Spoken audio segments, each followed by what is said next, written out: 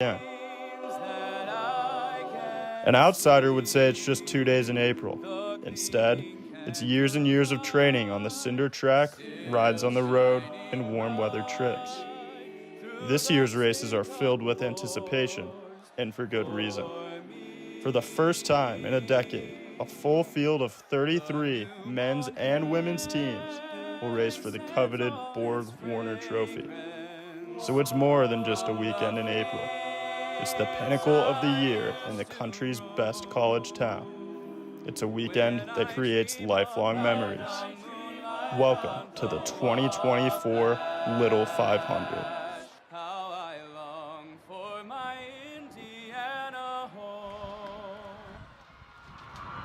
The world's greatest college weekend begins right now. It's the 36th running of the Women's Little 500. Here at Bill Armstrong Stadium, I'm Zion Brown alongside my partner Rachel Brown.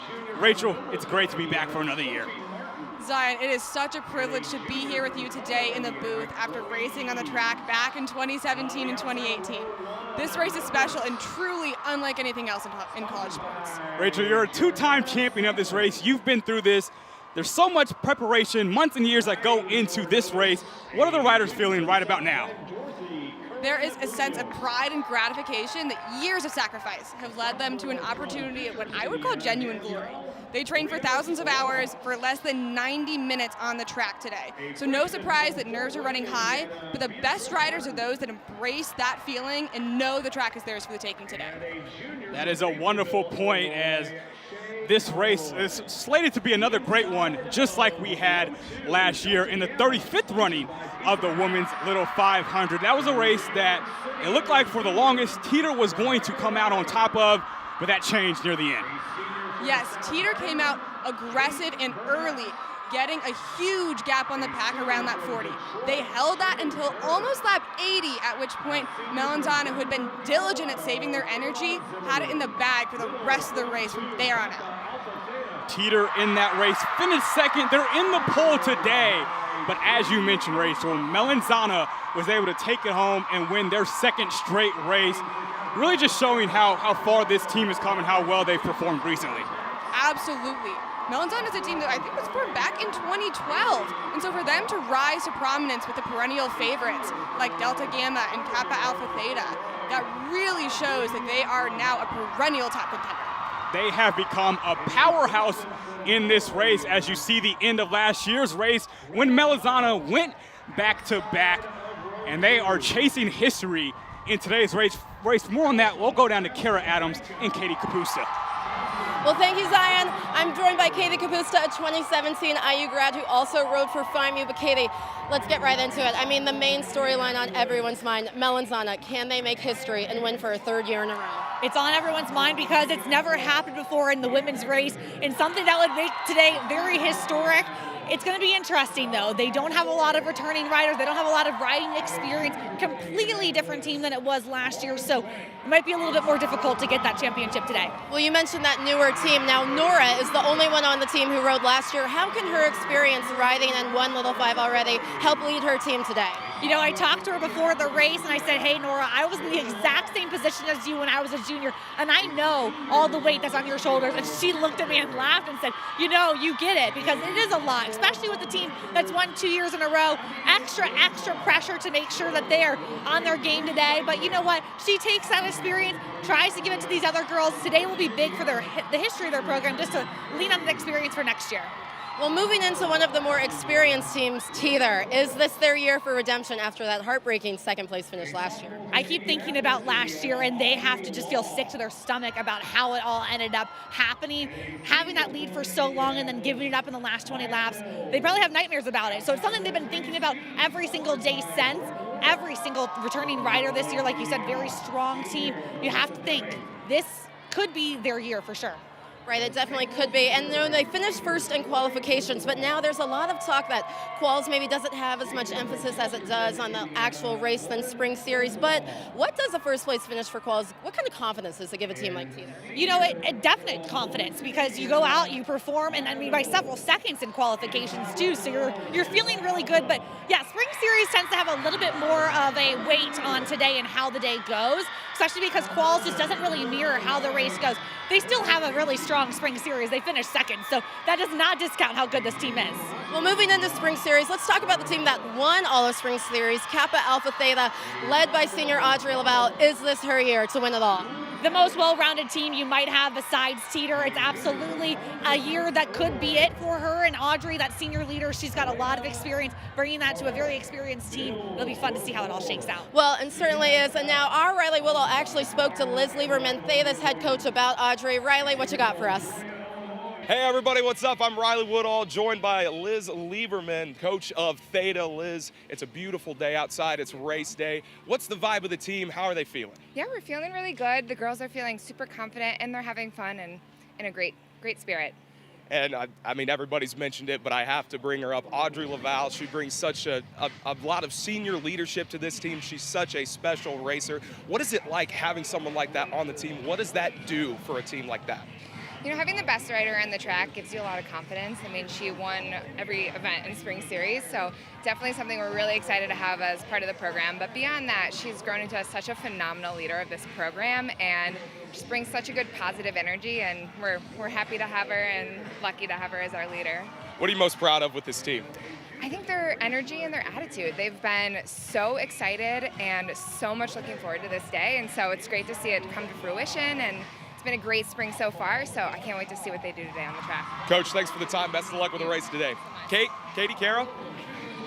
Well, thank you, Riley. And now it is a full women's field for the first time in 10 years. Katie, how special is that for the biking community? It's absolutely awesome to see, and that actually was my freshman year, and it was an outstanding race that finished in an epic sprint finish. It was a beautiful day like today. You just hope that really great race 10 years ago with the full field translates to today. Well, and a lot of new teams and a lot of new faces, so let's send it back to Riley Woodall for a little more on some more Little Five storylines. Riley? Well, you guys mentioned a lot about Melanzana and Teeter, but this race is kind of wide open. There are about 5 or 6 different teams that could win here in 2024. I'll start with AKO. They lost 3 seniors last year. It was supposed to be a rebuild year for them, but then they qualified second, and that shocked everybody, including themselves. They said it sucked blowing the lead last year, but it's given them extra motivation. They're excited to see what they can do on the track this season. They've got one of the most passionate group of women right behind them, supporting them every step of the way. We'll move to DG. Now, they got a core group of 4 seniors that are best friends. They were freshman rookies back in 2021 when DG won Little Five, and they watched on the DG senior house porch. They had TV streaming up all over the place, because remember, that was the COVID year. There were no fans here at the track, and they said the win was surreal, but it wasn't the way they wanted to win. 2 of the 2021 riders, Catherine Free and Kensington Noling, are coaches on this year's team, and the team captain for DG here in 2024, Shannon Kerr, has said it would be amazing if they could come full circle and do what they did 3 years ago, win Little Five, this time with fans. Some advice from the coaches: discipline over motivation. The race chooses its winner, and it isn't over until it's over. Finally, a team that was new last year, they qualified 3rd this season, and this is a team that is making waves in 2024. Here is more on Nova Cycling.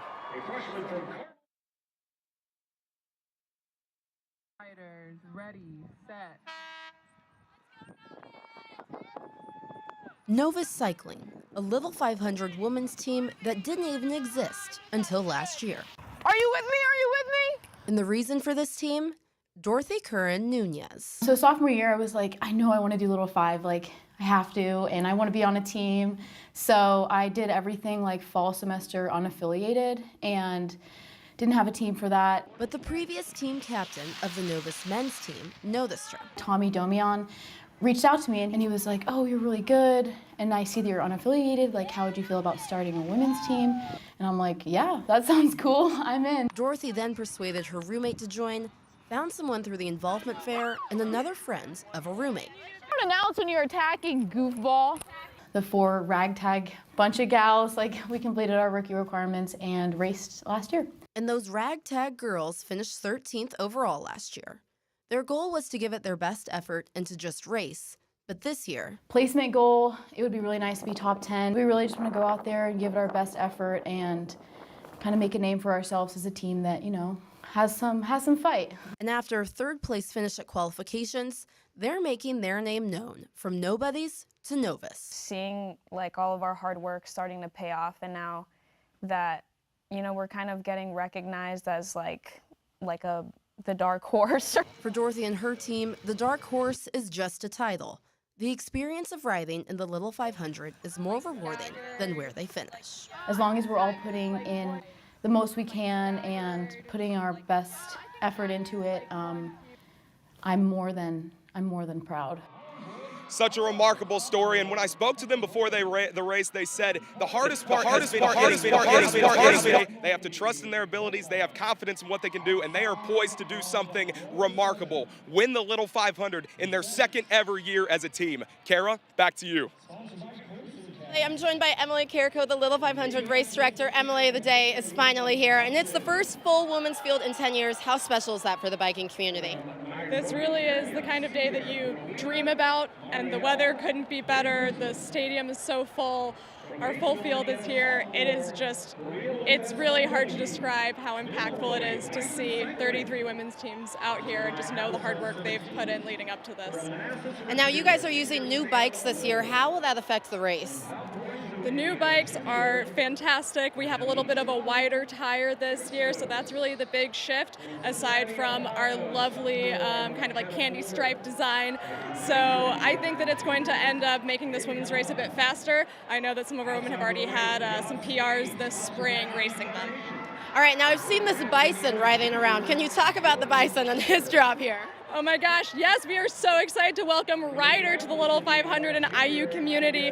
Ryder is our bison, and he has a whole herd around him, so it certainly will not be the last that you see of him. All right, Emily, last question for you. Final thoughts, how do you feel on this day?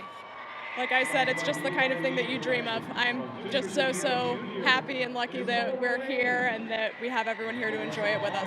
All right, thank you so much, Emily, for your time.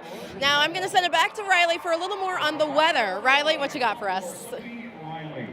Well, the man Galen Clavio has called me the weatherman, so I'm going to do my best to do it justice. 57 degrees outside, mostly sunny. It is a perfect weather day for the Little 5. It rained pretty hard in the wee hours of the morning leading up to this race, kind of like the maelstrom from the third Pirates of the Caribbean movie, but that is perfect because the rain really compacts all the cinders together and makes the track really concrete. When I spoke to every single rider before this race, they said they were thankful for those racing conditions. Perfect weather and perfect track conditions should be an amazing race. Zion, Rachel, back to you.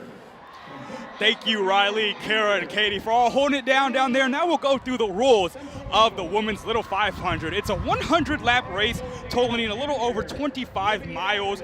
The race can be canceled or can be declared complete after 51 laps if we should need that. I don't anticipate needing that at all today. It's a beautiful day, but that is something just to know. 4 riders max per each team, and each team has to complete at least 5 exchanges in today's race. 36th running of this women's Little 500. As these are all rules to know, just to keep in mind. You got the pits that are each 16 feet long, as well as now, Rachel, we look at the flags. Yes, Zion. So the first flag that you'll see is the green flag indicating the start of the race. The yellow flag is an important one for strategy purposes and for keeping the track safe. That's a caution indicating that riders must maintain their position and distance relative to the lead rider. A red flag is one that we hope not to see and don't anticipate for today, meaning that the race would be suspended. The orange and blue flag striped indicates to a rider who is not on the lead lap that they need to get out of the way for a team that is in contention. Finally, the black flag is one that, again, I don't anticipate, but would indicate that the race is in fact over and complete and that riders need to exit the field. The most exciting flags of the race would be one, the white flag indicating that the final lap is starting, and then, of course, the one that we all know, the checkered flag, the time that the next Little 500 champion will be crowned. That checkered flag is always exciting to see come out. That is when we know the race is near its end. We just heard Riley down there talking about the weather and the atmosphere. Rachel, you and I were down on the track and in the field earlier. Just what did you see? What did you feel out there as far as the conditions go from a rider's perspective? Admittedly, when it comes down to the weather, we had a great amount of rain last night. They were watering the track this morning. We have been paying attention to the wind conditions. The most frequent thing that riders experience when they're training here is they'll get a headwind in the backstretch. But today what we're seeing is that it's pretty gusty and the wind's flipping around in different directions. Right now, we have a crosswind that's hitting the riders in the front stretch and the back stretch, which admittedly can make things a little bit dicey in the pack, but I think that everyone's going to be pretty good to go today. For the first time since 2014, we have a full women's field. We heard Emily Carrico talking about that with Kara a little bit down there, but Rachel, it's exciting to see just how many people on the women's side are really locked in and ready for this race. We've got all 33 spots filled for this year's race. Not only that, we had 34 teams attempt to qualify. So it really is a feat for every single one of these teams who's in the race today, because it was not guaranteed that they were going to be here. They did have to show up for quals and give it their best in order to be able to have this incredible accomplishment of being part of Little Five history as one of these teams. One thing that does create is more traffic and more congestion. You didn't ride in a full field when you rode in this race, but what do you think that can maybe do as far as having those extra 5 or 6 teams that there haven't been in the women's race recently? This is something that I discussed with a couple of the coaches for the teams who expect to be in contention for the race today, and admittedly they have a little bit more enthusiasm than they do concern for the full field. They're not expecting that that's going to do too much in terms of impacting race safety, primarily because the Riders Council does such a good job of preparing even new riders to be able to ride safely today. Absolutely. So we'll see how much that plays a factor in, but it has just been so cool to see. We've talked to, at least in some form or capacity, all 33 of these teams, and there's a lot of new teams that are really excited and really just ready to be out there. Absolutely. Today we were walking around the track, seeing some of the fresh faces who are actually part of the Little Five for the very, very first time. They admitted, yes, nerves are running high, and also we're reminding ourselves that this is the day that we were waiting for. So seeing it come to fruition, pretty much everyone is putting their best out there today. They're telling themselves they feel great, even if they've got a little bit of a pit in their stomach. But right now, they're just waiting to get on their bikes, because that's when things start feeling a bit more familiar to them, because they've been out here all spring. This is just the first time we've got all the fanfare. Exactly. We've got some new teams like Alpha Faster Biker and Descent in Charge. We've got some teams that haven't been here in a few years, like Theta, AZD, Pi Phi, and Delta Phi Epsilon. But the fact that so many teams are out here and ready for this race is truly a marvel to see, and everyone here is so just amped up about it. I mean, this place, Bill Armstrong, is packed, and I can't wait to see how this unfolds today. Absolutely. Now, riders are finally coming and getting into the final grid position. We're getting the first opportunity to see which teams are going to who they're going to put out as their first rider today. This alone is giving us a little piece of strategy in terms of who our coach is choosing to start the race. Admittedly, I think it's probably going to be a pretty fast start. That's not always the case. But if teams are putting out their best rider from the get-go, I think that's them indicating, yeah, we think it's going to be hot from the go. And for the word we've been getting throughout the week and the last week and a half is that it will be a really fast start. And I expect that, the way this women's race has gone is just teams are starting to sprint earlier and earlier in the race. Yes, I think that if I look back at when I raced in 2018, it almost feels like a bygone era of how the women's Little Five operated. Back then, yeah, we'd start off a little bit fast, but you could kind of expect that people were going to sit around and wait for someone to go for at least the first 50 laps. Pretty much every single race we've seen since then, a team is deciding to go and make a race-defining move by lap 40. That's what we saw last year, and I think that that's why everyone's on their toes, because my expectation is that if Teeter's bringing back every single rider from last year and they almost had it, they're just 1 year stronger, and why wouldn't they try something again? So we'll see how this one starts as we'll toss it down to the field. For the playing of our national anthem.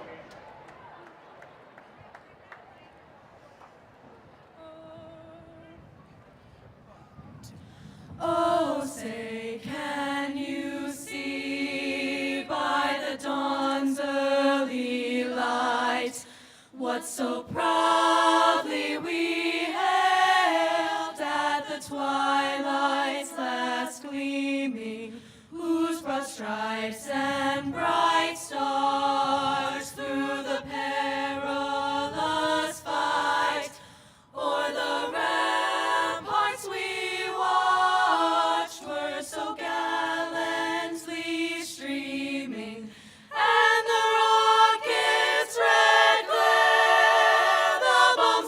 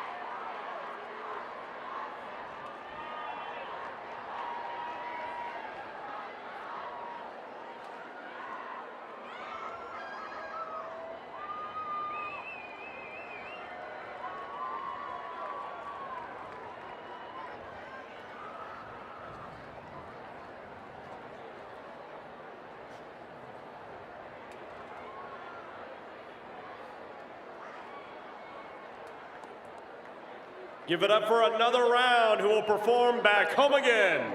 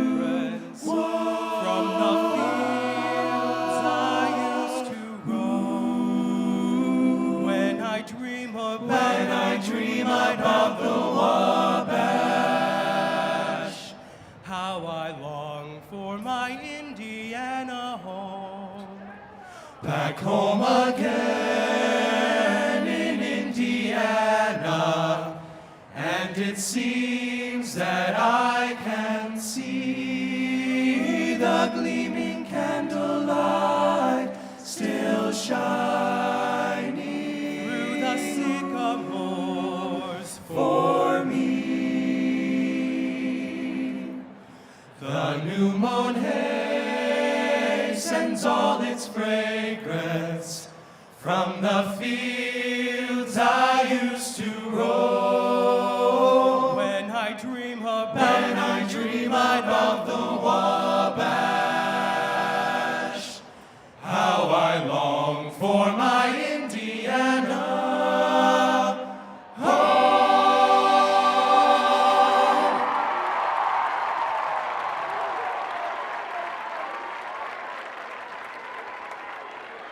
The national anthem and Back Home Again in Indiana. Just beautiful every year, Rachel. I well up with tears every time, I'll admit it.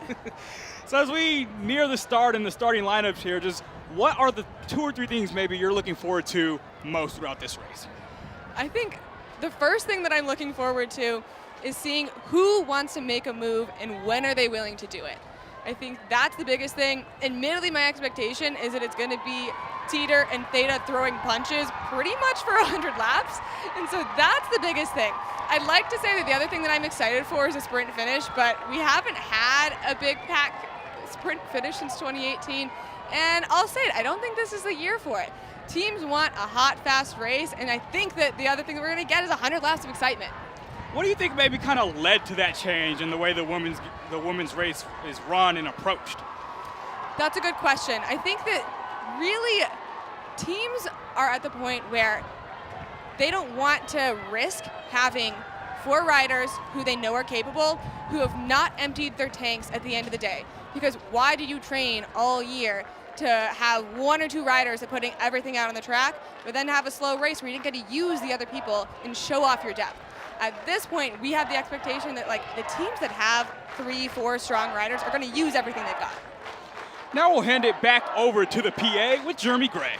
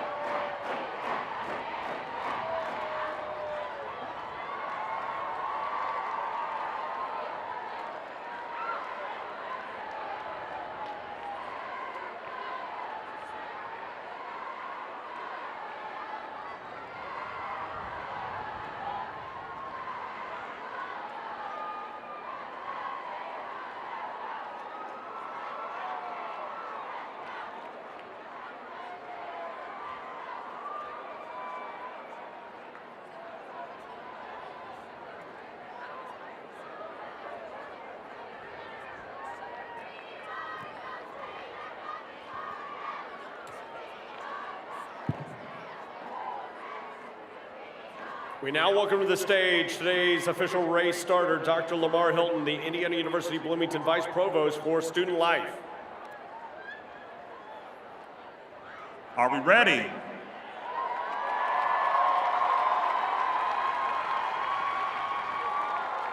Ride smart, keep your head up, good luck, and Godspeed.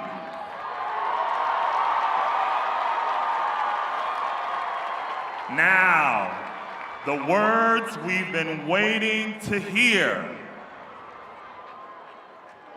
Ladies, mount your little 500 bicycles.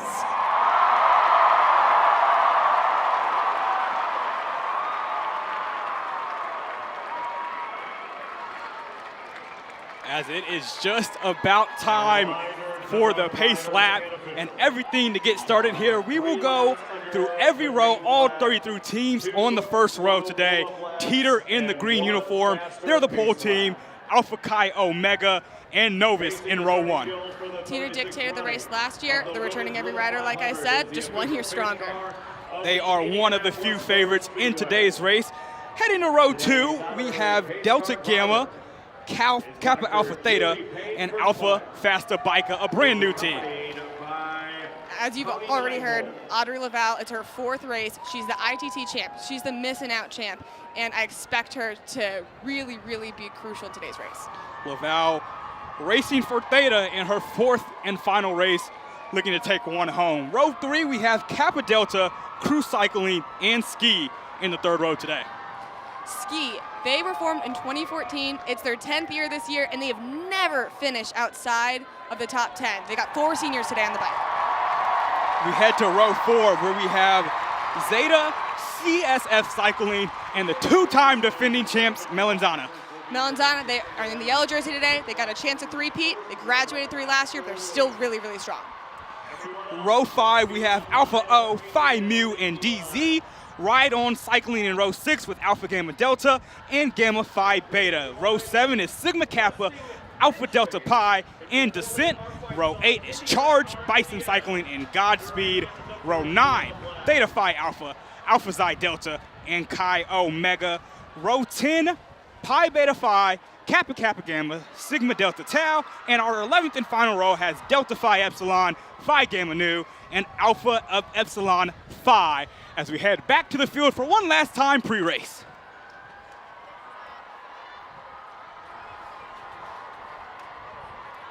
Actually coming back to me right now, being in this moment, so much nerves, so much anxiety. I never really envied the starting riders, but gosh, so much excitement. And your final predictions for the race?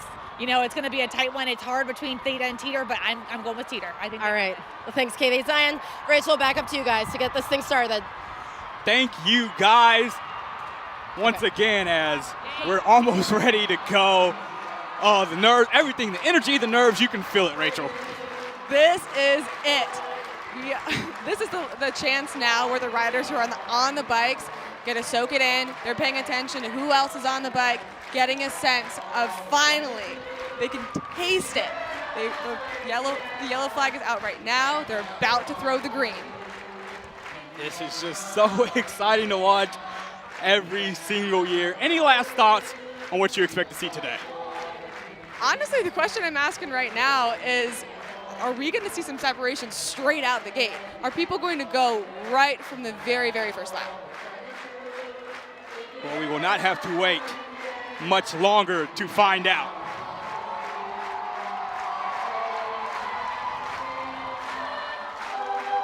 As they do wrap up this pace lap here, and I am ready. So now that we've gotten the chance to see a couple of the riders who are going to be starting, I can identify that Teeter has put out senior Jess DeBella 14th in ITTs to start the race for them. Theta is putting in sophomore Bailey Capella. It's her 2nd race, and she was 16th in ITTs. Melanzana has out returning rider Nora Abdulkader, and Delta Gamma has out a senior 23rd in ITTs, Kayla Zimmerman.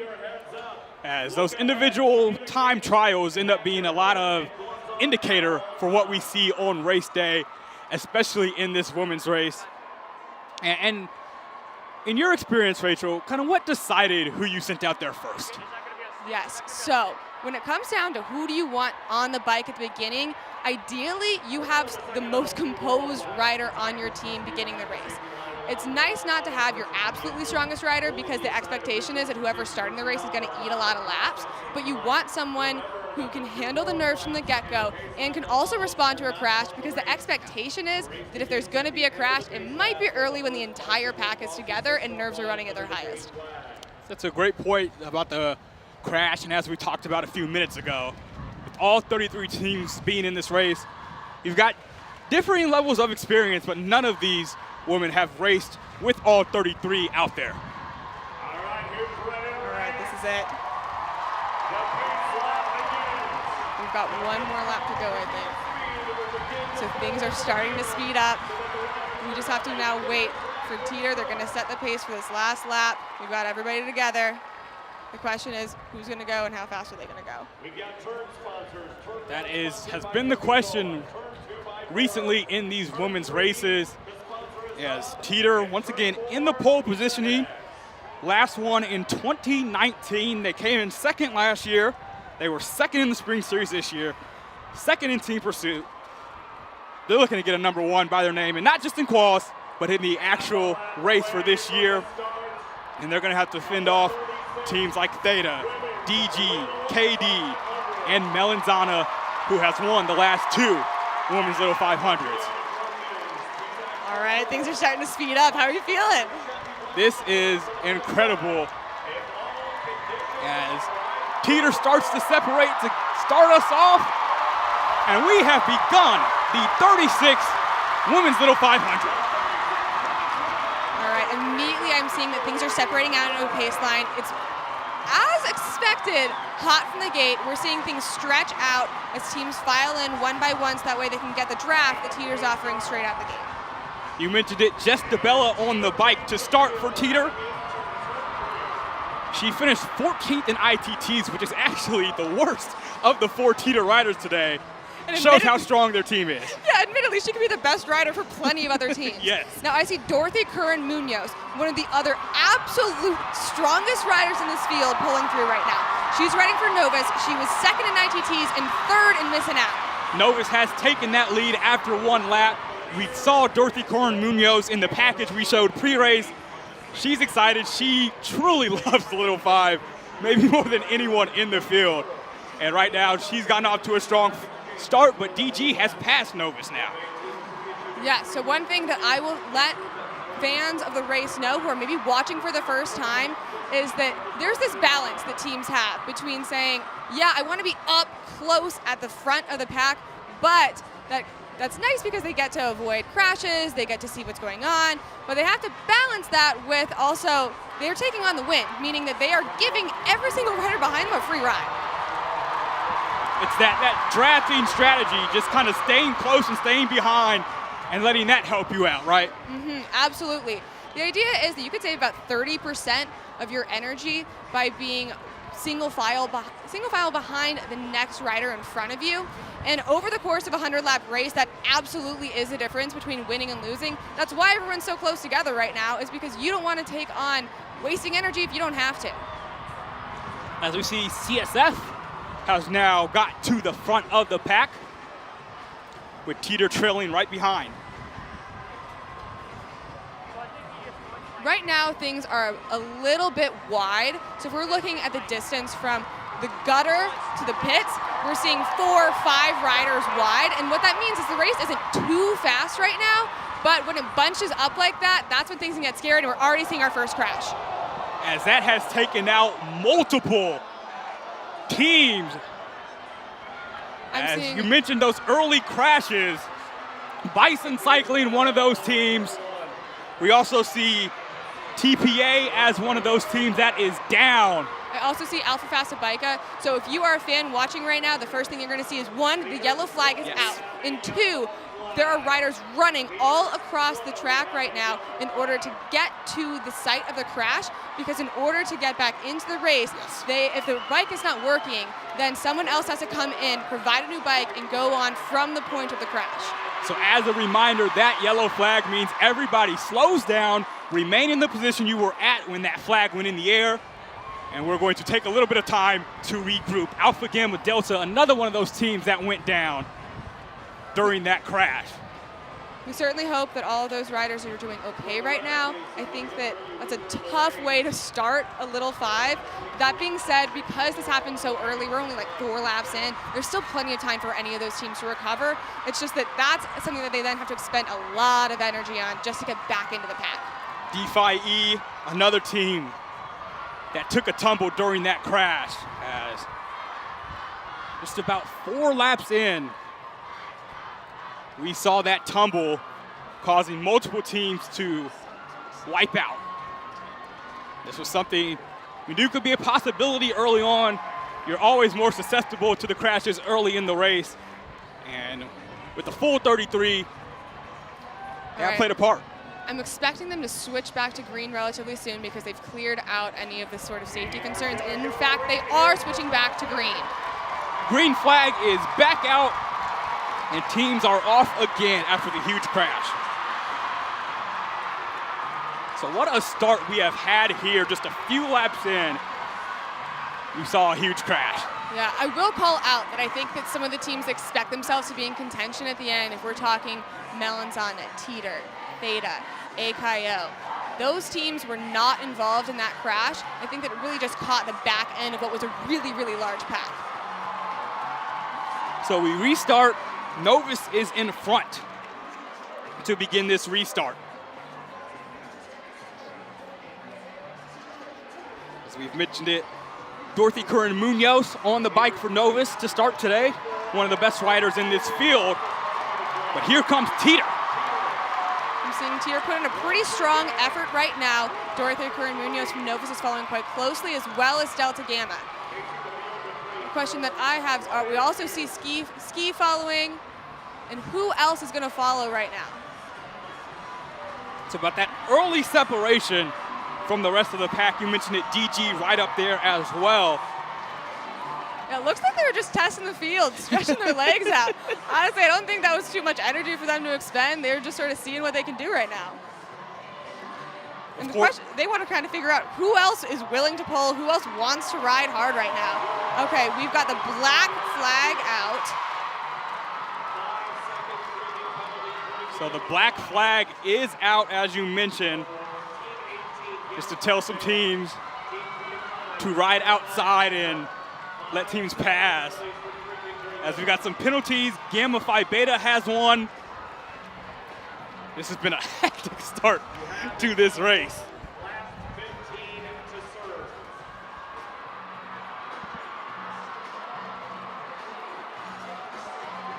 So right now we look at it. Up at the front, Novus, DG, and Teeter kind of going back and forth with the lead. Just DeBella right now riding at the front for Teeter as another lap is down. I'm not surprised that Teeter's taking it upon themselves to make the race fast right now. Whoever is pulling is the one who's dictating the speed that everyone else has to follow. What I'll note is that when we're looking at teams like Melanzana and Theta, I haven't seen them at the front yet. Theta admittedly is one of those teams that likes to conserve as much energy they can. Typically, they will take that risk of hiding in the pack and maybe getting in a crash just to buy themselves a little bit more time in the draft. As you look at the replay of that crash, as Crew Cycling just made their first exchange. All right, Delta Game is coming around the outside right now. The question I have is, are they intending to burn so that way they can go out for an exchange, or are they just going hard? As there was just a crash with CSF. As she is now back on the bike for CSF, who started today in 11th. All right, Delta Gamma is in fact exchanging. We'll see who's on the bike next. She looks like she's going to catch on pretty easily without having to use too much of her energy. Honestly, she made it right back onto the front of the pack. And for an update on the crash that we just saw, we'll send it down to Riley Woodall. So that wreck over here was with CSF Cycling and Crew Cycling. It was Whitney Banks that fishtailed and just kind of lost control of the bike. She was coming into the turn a little bit too hot, and then she ran into the Crew Cycling rider as well. Those two have been helped off the track now finally, and she will be moving looks like into the medical tent. She is very, very upset. You can see the tears in her eyes. We'll be keep you updated and make sure that she is okay. Thank you so much, Riley, as that crash occurred near turn 3 between Crew and CSF. Crew began the day in 8th, CSF in 11th. So right now, Novus just completed an exchange. They're a little bit off the front, while the chase pack right now isn't really doing too much to chase. The fact that they've got 3 riders wide as opposed to being in a pace line means that they don't seem too bothered by the fact that right now, Novus has almost a complete length on the track up ahead of the other riders. She's got maybe a quarter lap, but it looks like the rest of the people who are in the chase pack are crawling right now. So an interesting kind of front of this race right now. Teeter's taking it upon themselves, it looks like, to now pick up the pace a little bit. So once again, you mentioned Novus, second year in this race for them. And they qualified 3rd and right now near the top of the pack. Yeah, I think they when I talked with Dorothy Curran-Munoz about what the race felt like to her, we got Alpha Chi Omega coming in for an exchange right now as well. So that is the first of the day for AKO. But as I mentioned, when I was talking with Dorothy about what it meant for her to be a new rider on a new team, she said that one of the biggest things that she has to deal with is this sort of feeling of imposter syndrome. I think that's something that honestly all Little 5 riders deal with, so it was a great point that she made, because you go from saying, I've never ridden a bike before in a serious way, to then think that you can become one of the strongest riders in the field. It takes a lot of guts to do that. And that's what I'm seeing right now from Novus. They consider themselves to be a Black Horse team, and I think that's with good reason. Right now they're giving it all that they got. They still have an entire straightaway on the rest of the field. For more on Novus and the way they have started this race, we'll go down to Katie Kapusta. Hey, you guys, a lot happening in those first 13 laps, and we saw Novus come out. First rider having quite the burn to get that first exchange. Second rider holding that lead significantly. I'm not really entirely sure if the lead pack has understood what is happening. It's always chaotic down here on the field, but interesting. Not the team we thought were going to pull off the front this early, but I don't know. The lead pack doesn't seem so concerned. We'll kind of see how it shakes out, Rachel and Zion. Thank you so much, Katie, as Novus finished 3rd in quals, but was 11th overall in the spring series. As Alpha Fasta Bica makes an exchange and goes through the penalty box. We heard earlier today, Rachel, that there was going to be a slight penalty for Alpha Fasta Bica. It was 2 seconds, but it has cost them some ground. Yeah, I'd say a 2-second penalty, it's not too bad. It's the equivalent of what might be just like one bad exchange. So I think that's something they'll be able to come back from relatively quickly. Mia Bearinger now on the bike for Alpha Fasta Bica in their very first race in the history of the team. Well, it looks like the gap is closing just a little bit right now on Novus. My expectation is about the time that we get around the start-finish line, everyone's going to be back together. Phi Mu just made an exchange. Asa Strievol, the captain, now on the bike for them. All right, and Teeter's coming in for their first exchange. So Teeter making an exchange, as coming on to the bike for them is Allison Edgar. DeBella started the race, she comes off, and Edgar's on. And now, this is exciting. We've got Kappa Alpha Theta and DG really setting the pace right now. The reason for that is that Teeter had to slow down, make the exchange. They did it a little bit off the back, and what that permits is for then, while they're out of the race, other teams can make a big move. So Kappa Alpha Theta is going in for their first exchange right now. We'll have to see what Delta Gamma does now they're left out here on their own. As Theta makes its first exchange of the day over here near turn 1.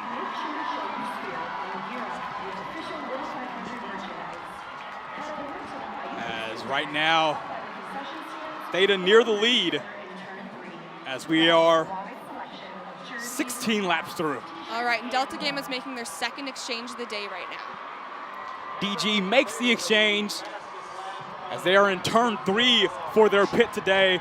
We talked to them about that earlier this week, about how they kind of changed which turn they're in. They changed the color on their uniforms. They're in that bright pink. and looking to win this year's race and be one of the main contenders as they bring on Kayla Zimmerman onto the bike. Yeah, Delta Gamma is looking really good right now. You can tell that she's a top rider just by the smoothness with which she rides. Now, it looks like there's a bit of patience right now from the chase pack. Kappa Alpha Theta and Teeter, AKO are all sitting right there. Pretty content, it seems, with the small gap that Delta Gamma has in the pack.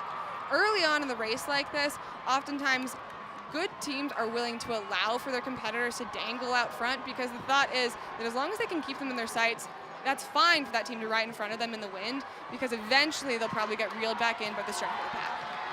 So DG is on top right now. But as you mentioned, Theta not too far behind, same with Teeter. Oh, we got a crash. As we just had a crash. Teeter, one of the teams involved, AKO involved as well in that crash. So is Theta. I'm not seeing a lot of speed yet from Delta Gamma, but they have an incredible opportunity right now that's been permitted to them by really big teams being involved in this crash. Teeter's now back on the bike. They're moving again. So our third crash of the day, the second involving 3 or more teams. And those are a few contenders who have been taken out at the moment by those crashes, as DG riding strong right now with Kayla Zimmerman on the bike in front. Right now they've got a little bit more than a straightaway on Kappa Alpha Theta. We have already seen, not even 20 laps through, crash after crash. All right, Teeter is catching quick. Fortunately, they have the opportunity right now to work with AKO in order to catch, but it looks like they've got, I mean, it's even more than a straightaway just to be able to catch Theta. So right now, Delta Gamma has been offered really a great opportunity to blow this race up early. I mean, it's only lap 19. So the question is, do they want to push the pace right now, having now been gifted a spot at the front, or do they want to slow down and then let the race come back together? My inclination is they want to go. It does not look like Kayla Zimmerman is slowing down for DG at all right now. Yeah, no question. This is the kind of thing where you know that you're going to have a good window of opportunity to make the race happen. And so it's just really hard to say, the race is early, we'll sit down, we'll let the teams catch. Because right now they can really, really put the hurt on every other team. We are now a fifth of the way through this race, and DG has the lead, a team that was the last non-Melanzana winner.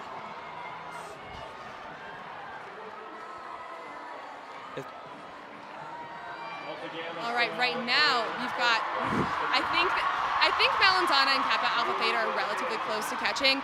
Kayla Zimmerman slowed up a little bit and a pace line formed that really is going to allow for the teams who are chasing to coordinate well together in order to catch Delta Gamma.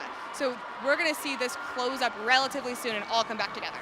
Kara Adams has an update on that big crash we just saw between a few contenders.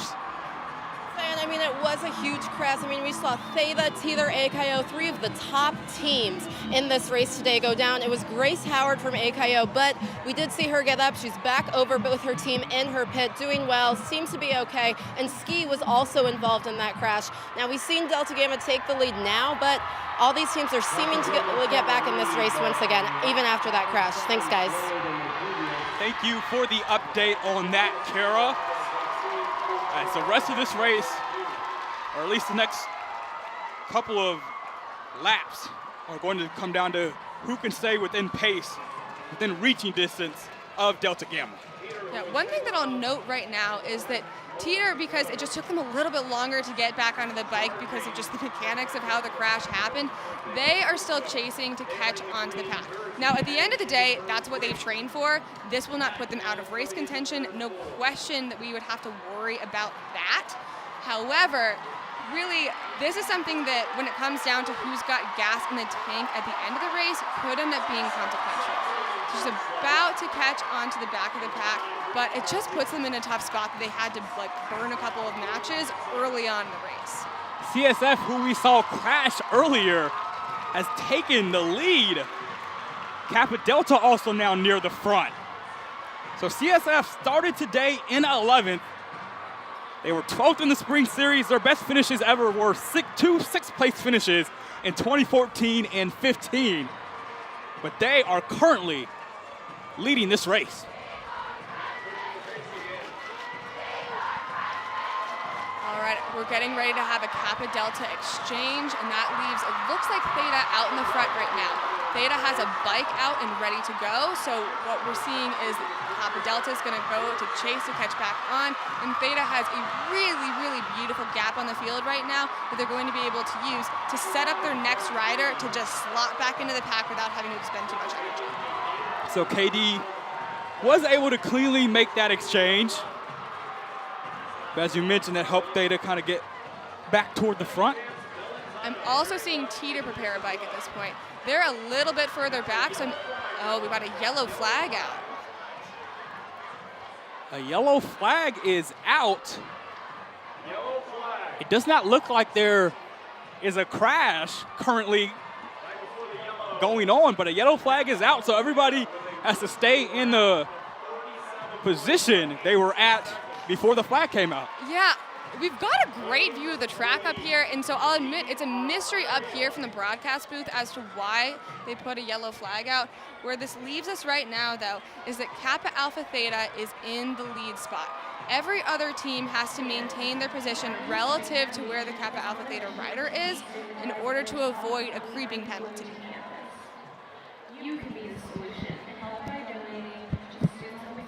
So the yellow flag stays out, and everybody waits for the green to return. So where things stand right now is I see Theta up in the first spot, Melanzana right behind them, and then when it comes down to the next teams who look like they're really, really in race contention, we expect to be there at the end. There's not quite a half-lap distance between Theta and Melanzana and Teeter, but there is a huge gap. It's almost half a lap. And now the green is back out, and Melanzana makes a push to get in first place.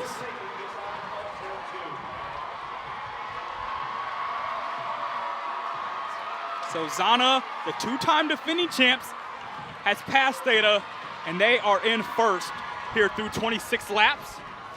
But the question that I have is, how much do Melanzana and Kappa Alpha Theta want to push the pace this early in the race? It looks like right now they're looking at each other, riding alongside one another, as opposed to taking really hard pulls in coordination with each other. So it seems that they're comfortable with maybe allowing for the gap between them and the next couple of race contenders to dissipate. So interesting to see that. Right now, it looks like the order is Melanzana 1, Theta 2, Descent in third. A team who qualified 21st is in third, CSF fourth, Delta Zeta fifth, and Novus in sixth. Descent is in their first ever race today. They only have 3 riders, and it's a group of friends as we have a crash near the start-finish line. But back onto Descent, it's a group of 3 friends that all are lifeguards together here at IU at Rec Sports, and right now they are one of the lead teams in this race, and they have taken over first place, Rachel. That's what's special about Little 5 is that it can turn anyone into a bike racer at the end of the day. It does not matter what sport you ever did before or if you even did sports. It takes someone who's competitive and wants to make the most of their college experience by doing Little 5. Rowena de Guzman is the captain of that team, along with Willow Thompson and Maria Lopez and Donegi.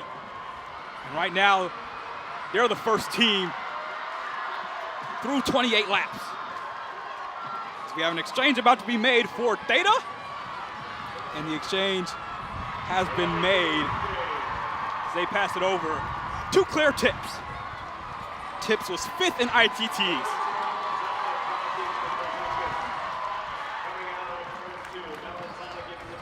Theta has now taken over at first place.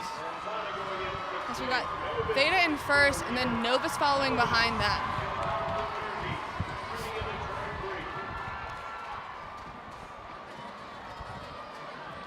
CSF is currently in 4th. They crashed earlier, but they're in that spot. And for more on that team, we go to Riley Woodall. Well, Zion, you mentioned it. This is a race that we've seen a lot of yellow flags in the early going so far. CSF, you mentioned, was involved in the first race, or the first crash. Whitney Banks is out of the medical tent, back over with her team, warming up on the exercise bike. Great to see. She had a smile on her face, so that's good. A little bit more on CSF. They have a team Bible verse up in their house that they can always look at when they're training, and it also serves as a reminder of their purpose. It is Philippians 1:21. It says, "For to me to live is Christ, and to die is gain," meaning Christ is always going to be there. On good days and bad days, they know they can always lean on him no matter what. As the Christian Student Fellowship team for Little Five, it's their highest motivation to spread God's love and kindness to everyone. Spring break this past year, they hosted a pancake party and invited the whole Little 500 community. They made 5 pounds of pancakes and 40 pounds of bacon. Guys, that's a lot of bacon. And they said it was really fun just feeding a lot of hungry riders, and on top of that, talking to them about their mission. For them, it goes beyond the sport aspect. For this team, they find eternal value in everything they do. Zion, Rachel, back to you. Thanks so much, Riley, as CSF stands for Christian Student Fellowship, and they are near the front of this race today. Right now, you see it at the front. We've got 69 laps to go. Theta's in front. They're actually just passed by Novus as I said that. And Melanzana and CSF, those are kind of the main 4 right now near the front stretch of this race. Yeah, everything's back together. Delta, Gamma, and Teeter just caught back on. They did have to put in quite a good effort, unfortunately, early in the first third of the race in order to make that happen. So it seems like the original thought that I had today is Teeter going to go early. Unfortunately, just because of how this race has played out, they haven't had the chance.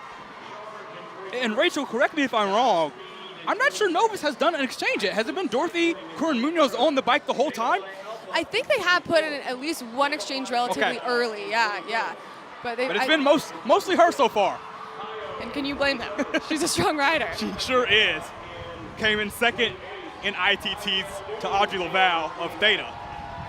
Yeah, one thing that Dorothy noted is that something that I think really, really strikes me about Little Five, and she said is important to her as well, is that in this race, you get to know your competitors and you are motivated by your competitors, unlike in other sports, because they're out here on the same track, training all year round, really being molded by the people who know that they want it in terms of winning the race as badly as they do. And so she had mentioned that riding next to Audrey is something that pushes her to be a better rider too. Curran-Munoz was also third in missing out. And right now, her Novus team is in second, being passed now by CSF. I'm really impressed by CSF and Novus right now. They are taking on a lot of the wind, putting in a considerable amount of effort to make the race hard and to keep this going up at the front of the pack. Taylor Osterling is on the bike for CSF. As we see here at the top of the pack, it's Novus, CSF, and Theta. Melanzana and Delta Zeta not too far behind. As there's 67 laps remaining.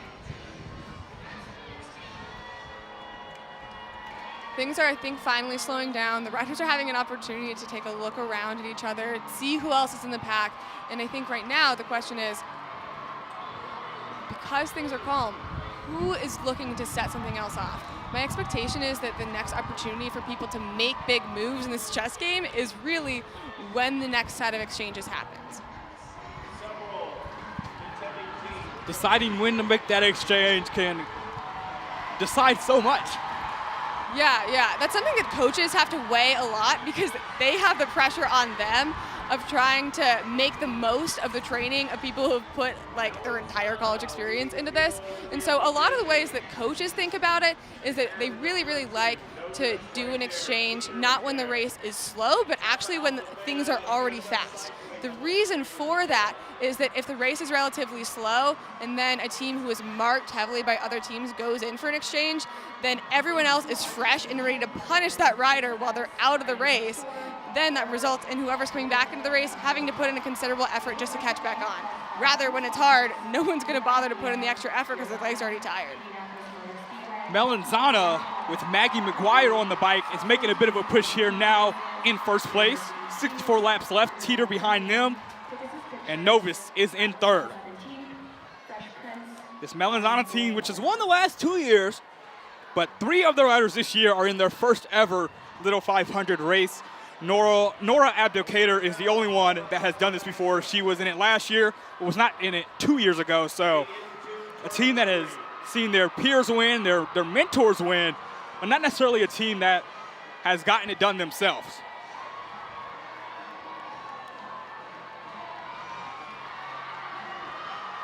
Looks like Delta Zeta was pushing the pace right there in preparation for coming out for an exchange. Things went relatively smoothly. They just did a bike-to-bike, and they're about to catch the pack without too much extra effort for them. So good for them for being able to, I think, put together something that was smooth to permit their next rider to get on. Lillian Lacey now on the bike for DZ after that exchange. And someone we haven't mentioned today for DZ, but they have a freshman, Allison Lacey, who came 3rd in ITTs. Allison Lacey really, really impresses me. We spoke with the Delta Zeta team a little bit before the race this year because they've had an incredible ascension back to prominence in this race after not being so involved for the last couple of years. Now, the Lacey sisters, they are coached by Jet Black alum Dave Gordon, and Allison Lacey is a freshman who showed up at like 9 p.m. on the night of ITTs and got 3rd. She admitted that she was even surprised that she did that well. But my thought is, if they've been putting in that much effort this year, like, that's really incredible. Like, she didn't even see it coming. It is remarkable how good Allison Lacey is as a freshman. Her and her sister, junior Lillian Lacey, as you mentioned it, sisters, they swam and did track together coming up, and now they are on a Little 500 team amongst one another. 62 laps to go. CSF is in the lead. Teeter and Theta right near them.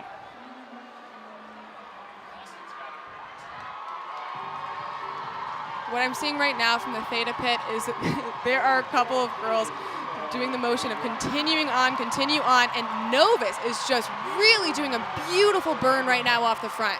I see a bike for them prepared in the backstretch, so it looks like they're about to do a really, really big exchange. So a big exchange coming for Novus near turn 3. As we mentioned it, Dorothy Curran Munoz has done most of their laps so far, but that is about to change here for Novus, who once again is just in their 2nd year as a team. Came 13th last year, and they've had a strong start to this race. Yeah, I think that's the tough part of being on a team where there's a bit of a disparity between the rider who got first in, who did really well in ITTs and got first in them for your team, versus having a couple of riders who don't quite have the same sort of engine and depth, is that does put the onus on the strongest rider to really eat a lot of laps. Our lead lap right now, Teeter up front, Theta behind them, CSF behind them, KD in 4th, DG in 5th, Melanzana 6th, Delta Zeta 7th, AKO 8th, Sigma Kappa in 9th, Descent in 10th, and Novus after that exchange is at 11th. All right, Alpha Chi Omega, they've got a bike out. They are preparing for an exchange. They're burning right now. And we also see, it looks like Audrey Laval's about to touch the bike for the first time this race as well for Theta. So Laval about to get on the bike for Theta. For AKO, it is Grace Howard set to get on the bike, and now on the bike after that exchange. So Teeter's out front right now. They are pushing the pace pretty hard with, it looks like Delta Gamma following. I can imagine the reason for that is that you've got 2 teams that just exchange, and if they can push the pace right now, that's really going to put the hurt on Audrey and our rider for AKO. But the question is, I was going to ask, is it possible that they're going to go for an exchange, or are they going to keep pushing it? John Becker, the coach for Teeter, he is telling his rider, keep going, keep going. This seems like a chance for them to really, really create separation between their team and the other contenders. And Cecilia Ball is currently the rider for Teeter. The senior in her 2nd race has helped Teeter get out to the lead.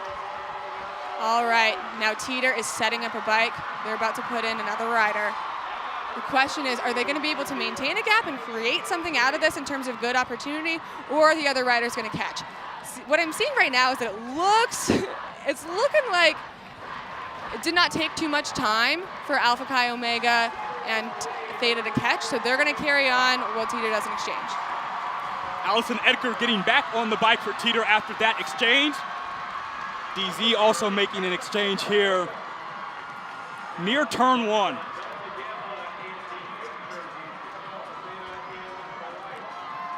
Teeter, a team, we mentioned it last year. They controlled the entire middle of the race until Melanzano made a late push to win it.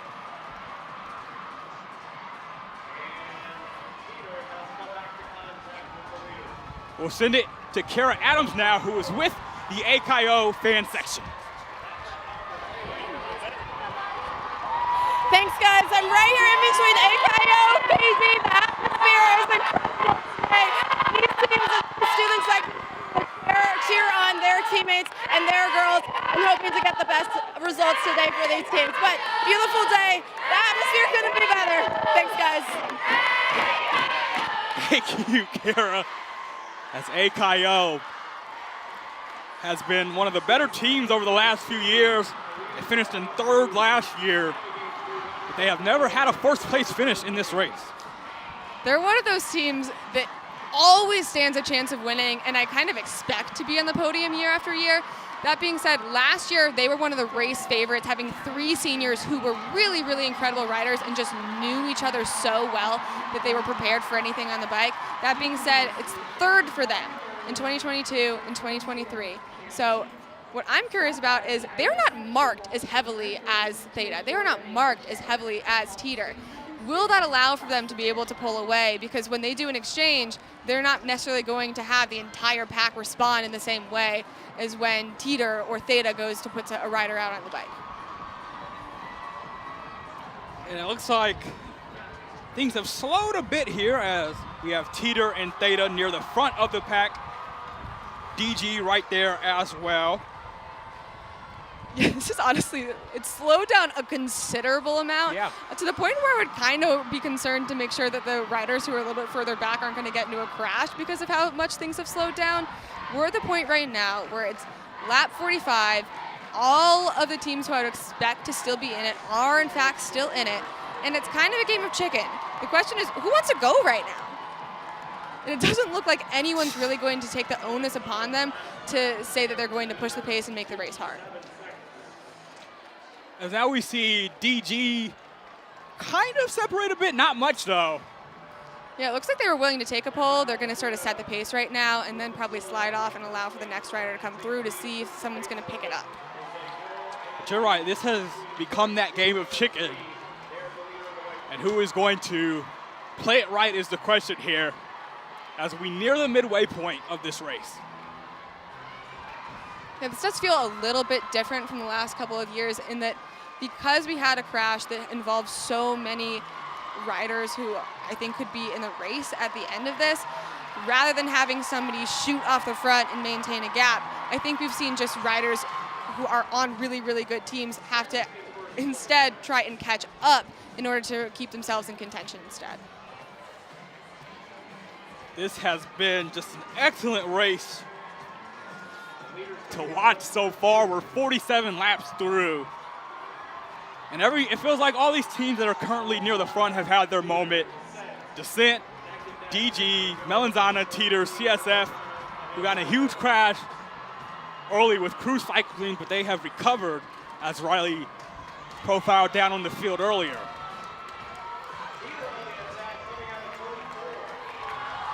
As now a bit of a push is being made by Teeter. So this is Allison Edgar on the bike right now. This is her 2nd race, and she is, I think it's honestly tough to tell who the strongest rider on the Teeter team is, but if there's anyone, it might be her. Right now, she's already created almost a half a straightaway between her and every other good team, and I'm seeing that Theta is the first to respond to say that they're not gonna let Teeter get a big gap right now. We'll have to see how closely the other teams follow. It looks like Melanzana and Delta Gamma, they have a gap between them and Theta, but this could be something consequential.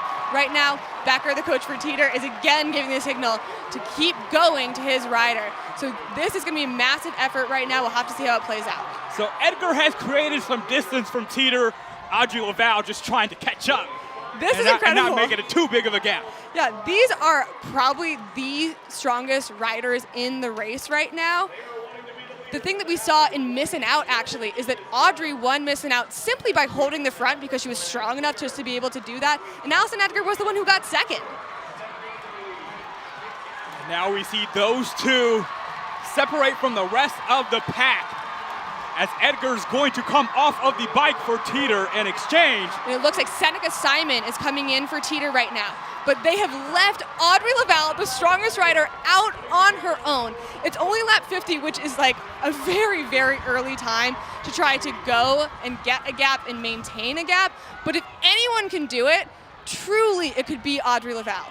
She is the first women's rider since Caitlin Van Kooten in 2011, famed Teeter rider, a Hall of Fame rider who actually lapped the pack. She was the last person to win ITT's missing out in team pursuit. So this could be Audrey's opportunity to really, really make a race-defining move.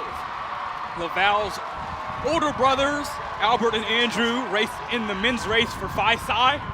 And right now, she has helped Kappa Alpha Theta get out to this lead. It looks like Liz Lieberman, who's the new coach for Theta, just signaled to Audrey that she would like at least 2 more laps for her. So the thing that I'm wondering is, does Audrey have the engine right now, and is she willing to put in the effort to create an opportunity for them? Oh, maybe they might be exchanging now. If she can exchange off the front and maintain a gap where they have a fresh rider, this could be pretty consequential. That being said, I'm not going to be, it looks like Teeter's probably going to be able to catch pretty soon. Bailey Capella is not going to exchange with Audrey Lavelle here. Lavalle's going to do one more lap, I guess. Now the question is, like, do Teeter and Theta want to work together? Are they going to be willing to work together too? Right now we're seeing Audrey and Seneca Simon coming out of turn 2 right as the Delta Gamma rider enters turn 2. She's putting in a really, really considerable effort right now on her own to catch Theta and Teeter. Well, those two teams are now working a little bit together, but with the Teeter rider, Seneca Simon, benefiting currently off of Audrey's effort. And so we see Theta and Teeter at the top. Oh my goodness, we just had a crash. It looks like Seneca Simon is down in the front stretch. This is a really, really tough thing to see. There was a crash between Simon and Lavelle. Lavelle stayed on her bike. Simon just got up for Teeter, and now she needs help getting another bike out there so she can come off, and they bring on a new rider. It's Jess DeBella. So Teeter just fell behind after being right there with Theta. We see Simon run in to Audrey Lavelle, causing the crash, and now we look at Theta not Lavelle anymore. It's Bailey Capella on the bike as Kappa Alpha Theta is in first. It's really, really tough to see something like that because you know that these riders come out on the track accepting that truly anything could happen on race day. But you just hate to have something as minor as rubbing someone else's wheel end up being really, really consequential for your team on race day.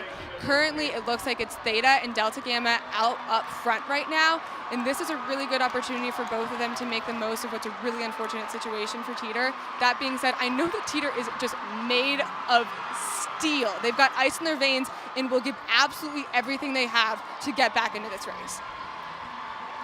So you mentioned that DG up there now. Kate Burnett is on the bike for them, the senior in her 3rd race.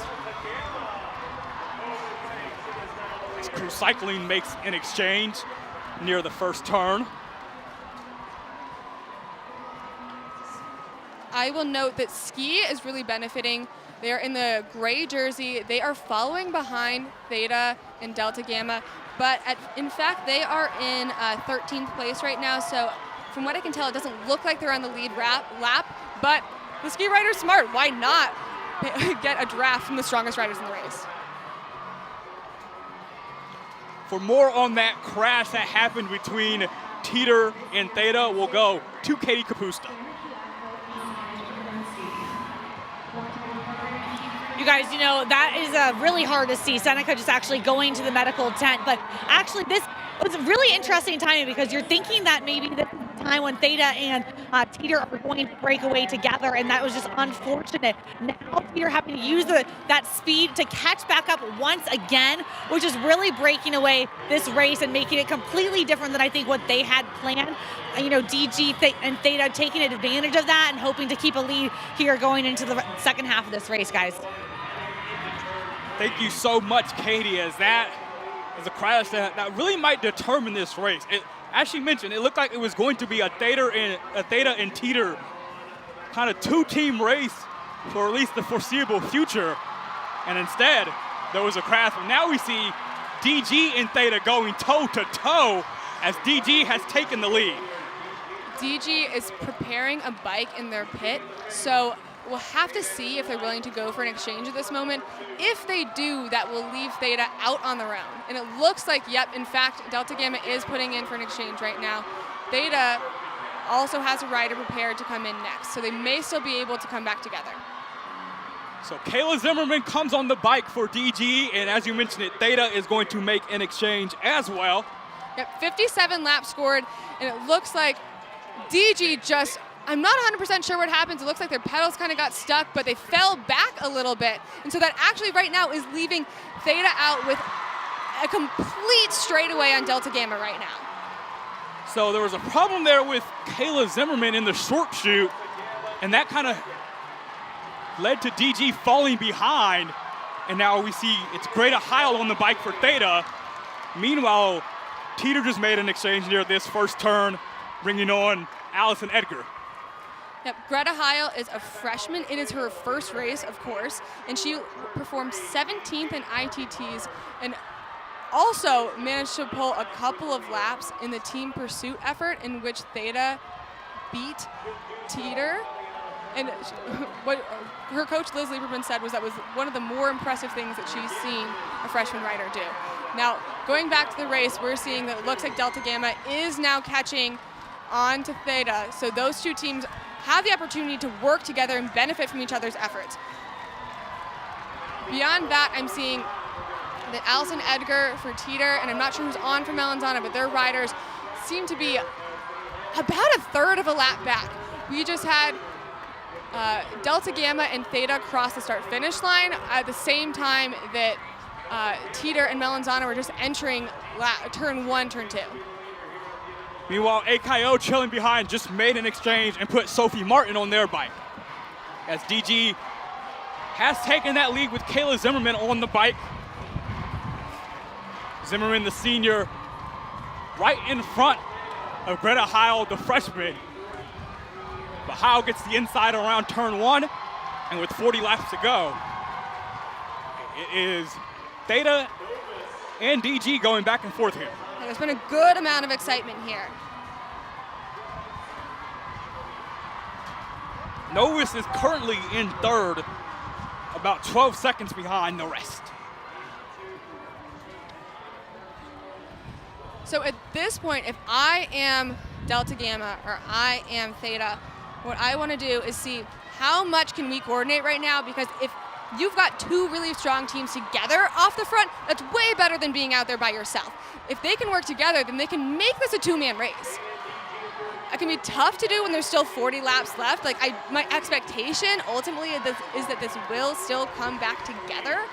But that being said, if Theta and DG are willing to put it all out on the table right now and really just use these riders for everything that they've got, then they might be able to allow for this gap to grow.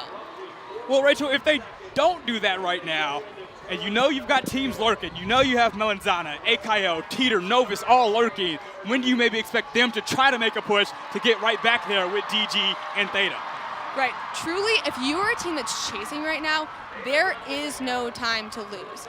There's nothing that you want to do in terms of allowing for this gap to grow, because right now I'm seeing that Greta is coming out of turn 2 and Teeter has not crossed the start-finish line yet. So we've got almost a half of a lap at this point. And so this is the time to say, I need all of your training out on the track right now, because otherwise this race could be over.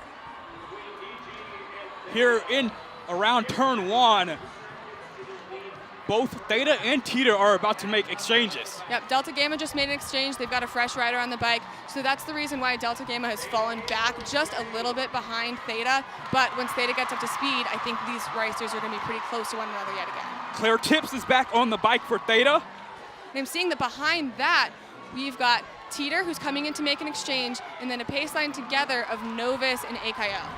Becca Ronning, you mentioned it, DG recently made an exchange. Becca Ronning on the bike for them now, and Cecilia Ball just got on for Teeter. Interestingly, we are not yet seeing that Theta and Delta Gamma are riding together. So while I think that it could be a benefit to them to continue to draft off of one another and have a nice pace line going, it does not look like Theta was willing to give Delta Gamma the benefit of drafting off of them. So they're maintaining a small straightaway ahead of that other team. And right now, it is Theta in front with Tips. Claire Tips, the sophomore, in her second race on the bike. And it's Rebecca Ronning, the senior who has been around for a while now for DG, on their bike. AKO, they're in third. Novus, Dark Horse, really, they've impressed me so much so far this race. They're in fourth and Melanzana's in fifth. So a lot of teams we recognize and we expect to be there are showing up right now. This has been all we've wanted. The way we've gotten to this point in the race, maybe a little bit unexpected, but we have gotten to this point, and it has been incredible. And now we will send it down to Riley Woodall, who is with Novus's student coach. Hey, thanks, Zion. I'm here with Ainsley Vaness, Novus head coach. Ainsley, started this race out, and it's kind of less than 40 laps to go at this point in time. How have you kind of dissected your team's strategy so far? I think that right now they're honestly in a good position and just putting their heads down and going to work. They've done the work now, so just keeping it together. And I just want to say I'm only the student coach. Sarah is the head coach. So I don't want to take any credit. There you go. Hey, one more question for you. Less than 40 laps to go. It's getting to crunch time. How did the strategy change at all? You guys are in fourth place right now. I think that just, like I said before, keeping our heads down, going to work. We know that we can do it, and just believing that, I think, is the biggest thing. So. Thanks, Coach. Best of luck. Zion, back to you. Thank you, Riley, as Theta has opened up an 11-second gap over DG. And Liz Lieberman, the coach for Theta, just put out Audrey Laval, again, the strongest rider in this race, to, I think, then maintain the gap and continue to grow it if they're able. Right now, the next rider that we are paying attention to is Shannon Kerr for Delta Gamma. She's the Riders Council Vice President. She's one of the leaders of the Delta Gamma team, and she's a really strong rider. We'll have to see if she's able to catch Audrey, if Audrey can just keep going and manage to avoid coming back together with Delta Gamma since she's fresh. It looks like she is, in fact, able to exchange off the front. Laval is on the bike for Theta. And as you mentioned, Shannon Kerr, who's been around, on the bike for DG. And while we're not seeing it right now on screen, I will call out that it looks like Seneca Simon, the rider who went down for Teeter, she's leaving the medical tent right now, so we're happy to see that she's back out. That is wonderful to see that Simon, the sophomore, is out of the tent. So we see her right there walking back out, putting her helmet back on. We'll see if they put her back in. They have kind of taped up her jaw. So hopefully everything's all right with her. And that, with all of the chaos that Teeter has been put through right now, all the adversity that they've faced, they've still found themselves back in third position, with Melanzana currently in fourth, trailing right behind that Teeter rider. Subsequent to that, we've got Novus in fifth. Teeter being able to get back up there just kind of proves how strong of a team they have.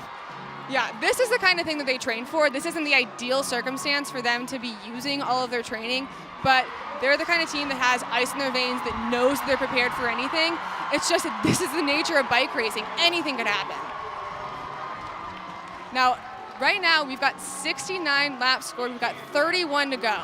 And we're seeing the top teams are out by themselves for the most part in the wind.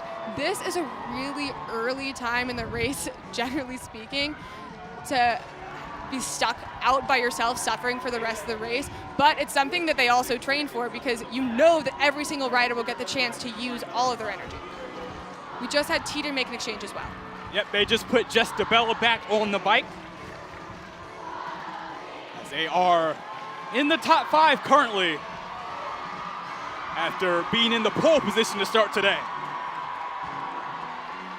But it's still Theta right now controlling this race. If I was the rider out for Theta right now, I'd be thinking to myself, one, I better keep my pacing right, because the thing is that keeping a rider out for too long or going too hard too early can really damage the race by just causing for the teams to lose their gap. But this is a nice spot for them to be in. It is a great spot for Theta right now with 30 laps to go. And again, I think one thing that I want to note, although we're not seeing it on screen at present, is that Theta is out by themselves. They're being followed relatively closely by Alpha Chi Omega, but Alpha Chi Omega is not in second. Rather, it is, in fact, Delta Gamma who is in second right now, still chasing by themselves. Melanzana has worked its way back up to third here. Yeah, I see right now, just if you're not able to, while you're on the broadcast, looking at this without being in the track, see what the gap looks like. The Theta rider is coming out of turn 4 right at the same time as Delta Gamma rider is entering turn 3. And then way back, we've got leaving turn 2 was then Teeter and Melanzana. Laval stays on the bike for Theta. It looks like Liz Lieberman just asked for 2 more laps from Audrey. And to be honest, this is kind of an ideal situation for them. Audrey is someone who has really just an insane engine to offer. And so for her to be able to waste herself right now and just put everything out on the track is much better than saving everything for a sprint down at the end. And in some ways just leaving it to fate, which a sprint oftentimes does feel like. That is a wonderful point. So we'll see if she can stay on strong and then who Theta decides to bring in for Audrey Laval. I think they're pointing for one more for Laval, as queued up and ready to go is Bailey Capella. Yeah, and talking with first-time Theta coach Liz Lieberman, who was a race champion back in 2014 and 2015, she said that, yes, I think that Audrey is the strongest rider who we have in the field, but I really view every other rider on this team as pretty interchangeable in terms of their skill level and their abilities. So we could see just about anyone else come out next, but I think that it's going to be Bailey Capella coming in after, with Audrey preparing for an exchange right now. So let's see if they can keep this exchange clean and continue to extend that lead. Theta making an exchange here. Capella gets on the bike, and it's still a sizable lead for Kappa Alpha Theta. Yep, Bailey Capella is entering turn 1 at around the same time that Delta Gamma was crossing the start-finish line. And so I think what we're going to have to see is really just every single team right now putting in their absolute best effort. Again, this is the kind of race where things are not slow, things are not in a pack, drafting doesn't matter as much anymore. It is purely just how much can you make yourself hurt and do so wisely, not leave yourself out on the track too long. So that way you can really put the hurt on every other team. So it is turned into a large lead, a decent-sized lead for Theta here over DG in second, Melanzana in third, Teeter in fourth, and Novus in fifth. About a 12-second lead right now as Teeter is about to make an exchange, bringing on Cecilia Ball. All right. Now Cecilia Ball, she is a senior. This is her second race, and she was 6th in ITTs. Rumor has it that she decided not to graduate early because she wanted another chance at winning this race, and that's the kind of thing that I love about Little 5, is that people will commit everything they have to this race to the point that they'd say, I will extend my college career for another chance at glory. And now for more on the big race up in Indy later in May, we have something from the Indy 500.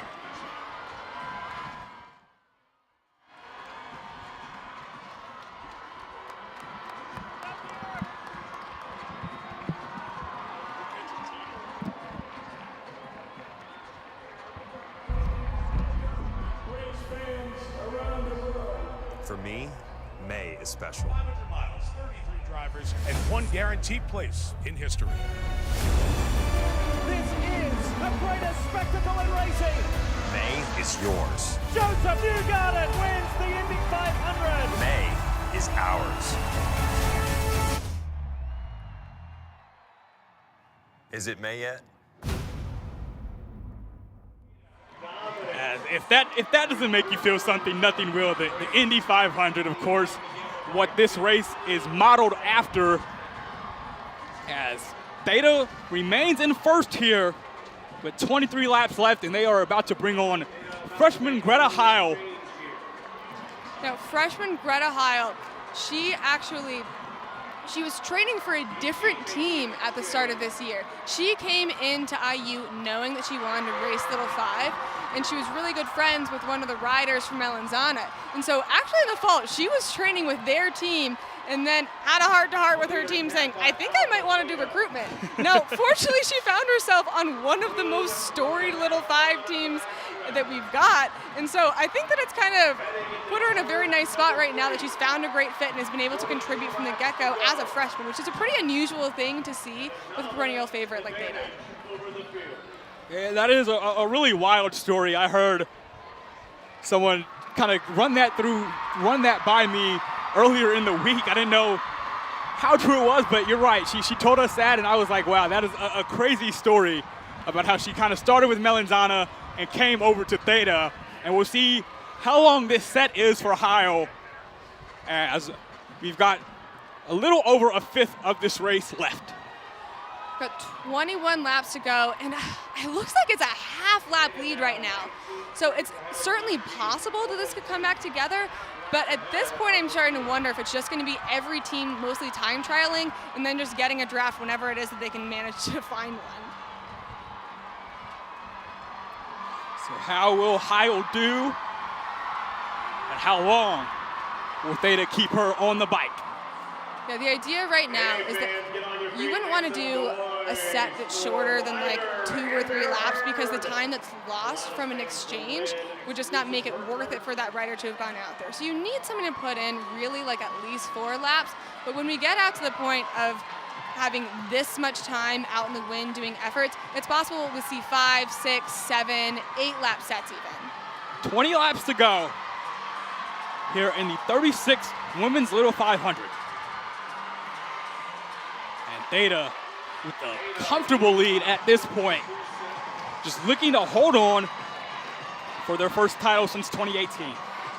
Admittedly, it still feels like it's not over to me. I think that it's quite possible that because Theta is the team that won Team Pursuit, which is by all accounts the best metric that you have of team depth. Certainly they are capable of holding this lead.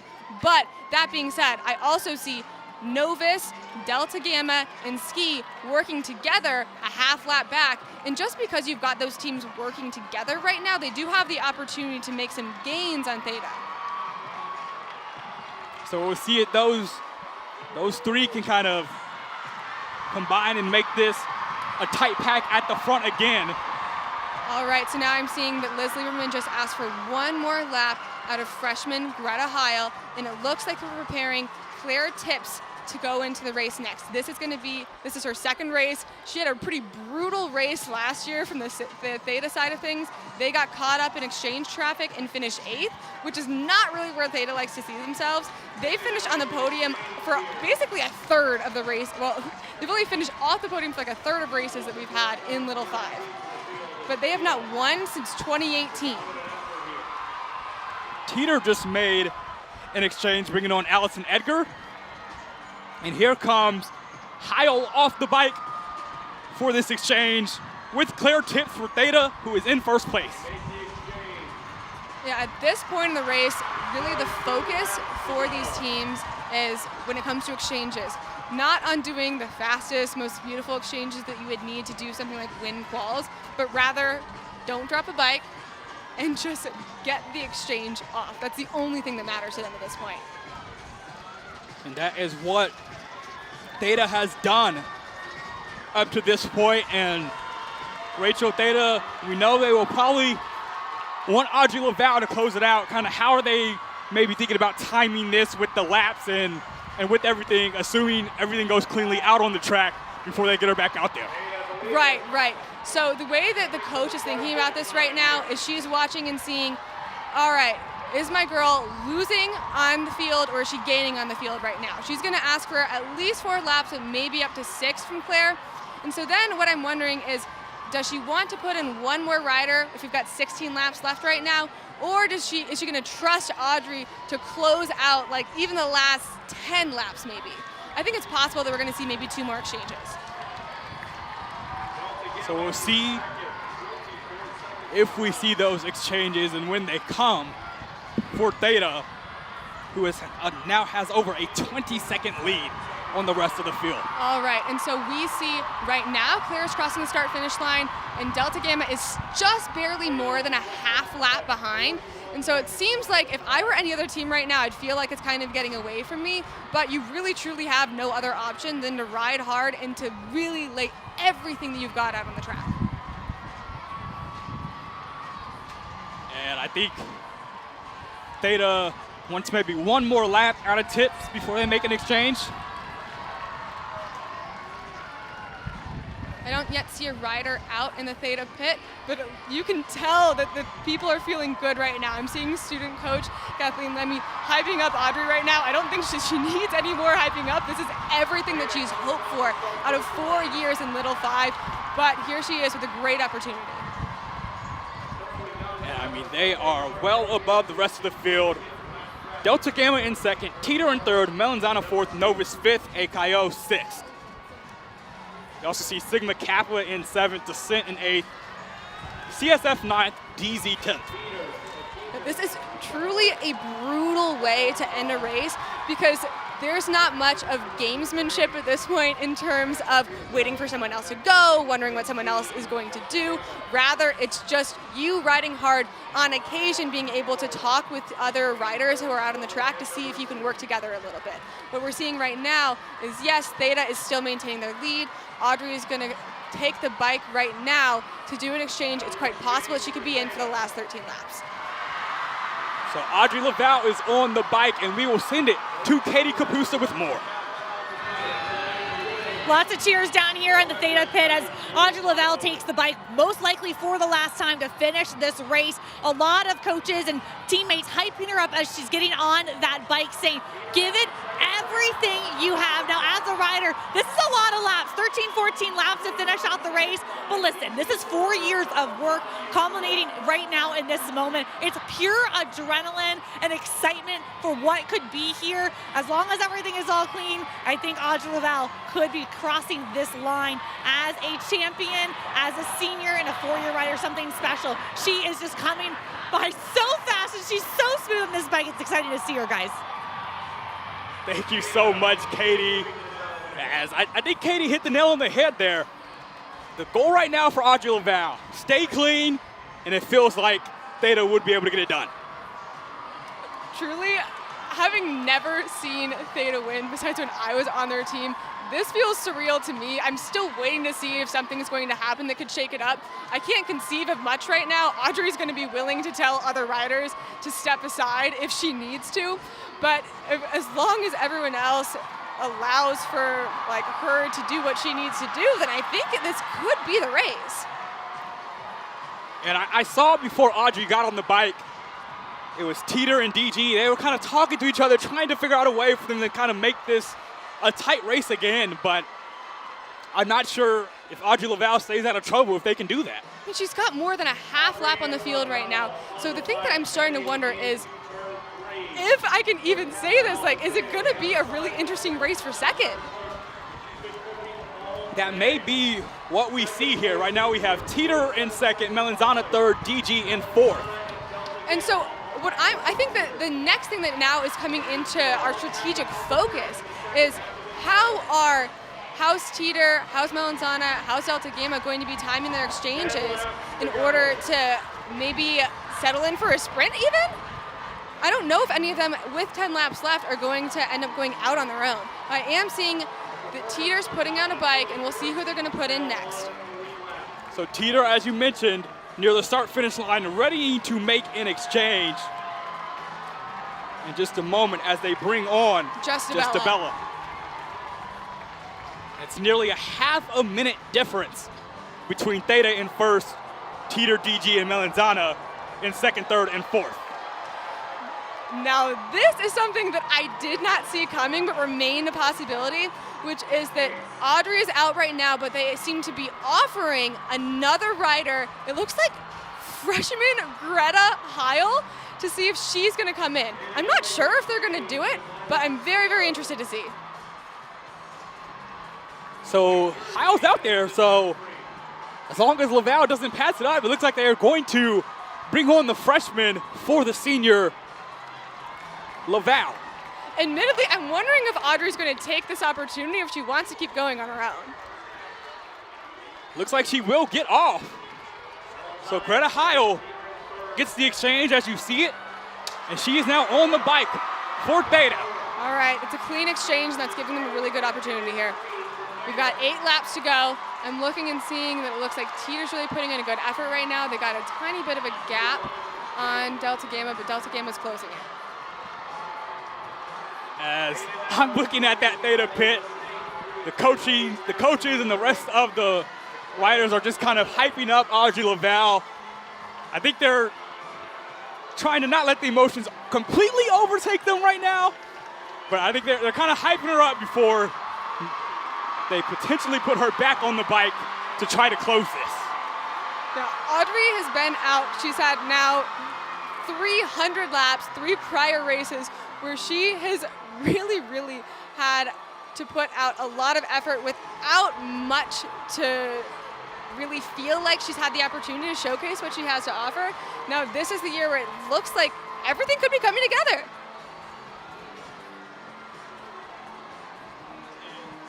It is a huge lead right now for Theta. So it remains that Teeter is currently in second, followed by Delta Gamma in third. Teeter is currently pulling in the closest chase pack that is following behind on Theta, with Delta Gamma currently benefiting from the draft that Teeter's offering. So we'll have to see what's going to happen next. I don't see that anyone's offering up for an exchange on this lap. There are 6 laps to go. And even Melanzana looked for a second there, like they had fallen behind a few seconds from Teeter and DG. I've got to call out, though, Descent, who qualified 21st, is in 5th place right now. In CSF Cycling, who qualified 11th, they're in 6th. Descent, as we mentioned, this is their first race ever, and it's only 3 riders. They don't have a full 4, and just a group of friends who were lifeguards together, and at the beginning of the year, they said, why not put together a little 5 team? Truly, and right now, they're exciting in is 5th. That is incredible. It has been an incredible spring for them, and they've had a great day here at the track. As we look at the freshman, Greta Heil, riding strong for Theta. With 5 laps to go. All right, Teeter's putting out a bike. They don't have much of a gap on Delta Gamma right now, so I'm not sure if this rider is going to go in for the exchange or if she's going to carry on for one more lap. It looks like she's got at least one more lap in her before she exchanges, probably because right now she didn't want to leave Delta Gamma and Melanzana off on their own and give them a chance to really just gain on her while they were making the exchange. So instead she said, nope, one more lap at least before I give the bike off to the next rider. So it's Teeter and DG, second and third, toggling back between those 2 spots. Theta is in first, as it may be close to Theta's turn to make another exchange. All right, it looks like Teeter's going in for the exchange right now, and so that's going to leave Delta Gamma and Melanzana out on their own with an opportunity to really shake things up in terms of the race for second right now.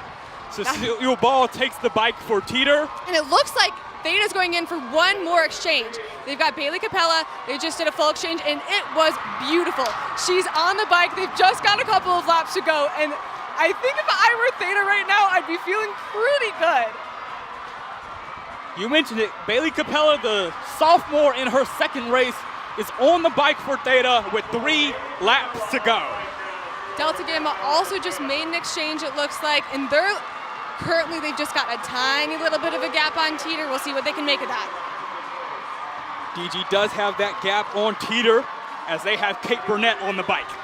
Kate Burnett, senior, one of the leaders of the team, and she is a force for Delta Gamma. We'll see what she can put together right now. She is currently maintaining a really, really nice gap between herself and Teeter, but the Teeter rider seems to be catching. So that right now, that battle for second, a big storyline.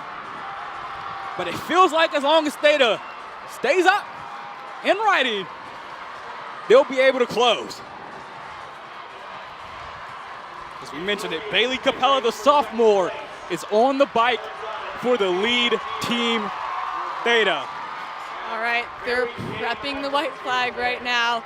They're coming out of turn 4. And everyone's jumping up and down in the Theta pit. This is it. The white flag is out. Theta on the last lap. They have not won this race since 2018. And my partner Rachel Brown closed it out for them. And now sophomore Bailey Capella rides around with a sizable lead.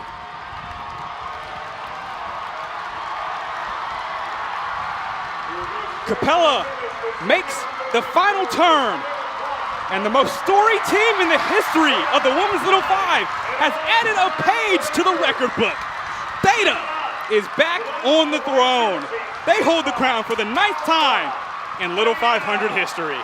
This is truly incredible. Absolutely amazing performance by Theta. An incredible, oh, and now we've got the race for second.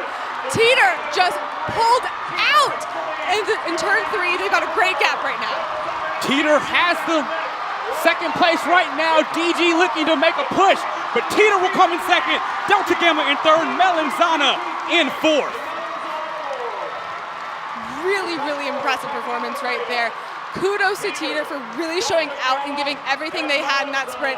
I feel for that team to have dealt with what they dealt with today, but they are just really, really such a force. So Teeter for the second year in a row has come in second, but Theta is the champion. They close it out with Bailey Capella on the bike. And now we will go down to Kara Adams, who is in the pit with the champions Theta.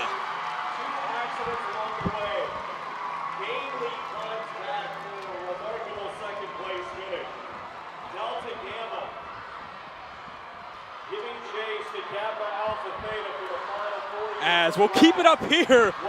Kara was ready, and then they did their big group hug.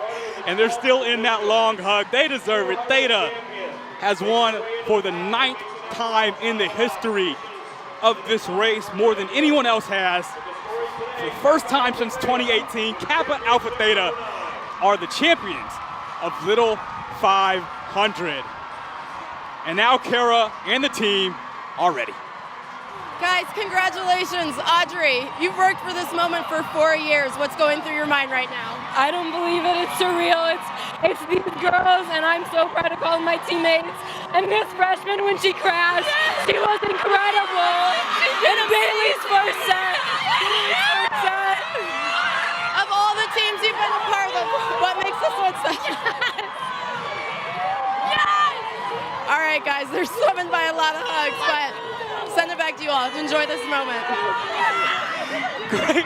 Thank you so much, Kara, and congrats to the entire Theta team and the entire sorority who just mods Kara, who's gotten out of there.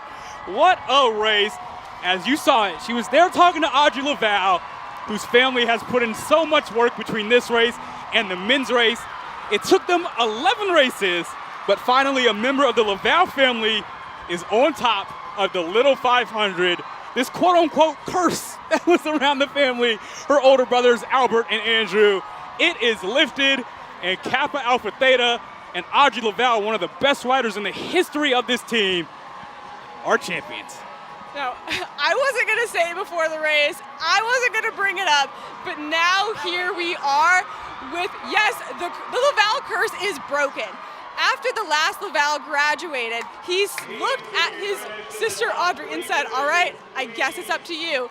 And yes, it took all 4 years to get to this point, but man, this feels like just gratification. This is catharsis, finally seeing the rider who I think is probably the strongest rider to ever come through the Theta program really have just a moment of glory. As you see just the pure elation over there as everybody has come onto the track to celebrate. Theta has won it again. They've won 25% of the women's Little 500 races now, 9 of the 36, just a dominant team. Yeah, truly, this is one of the most storied programs in Little 5 for a reason.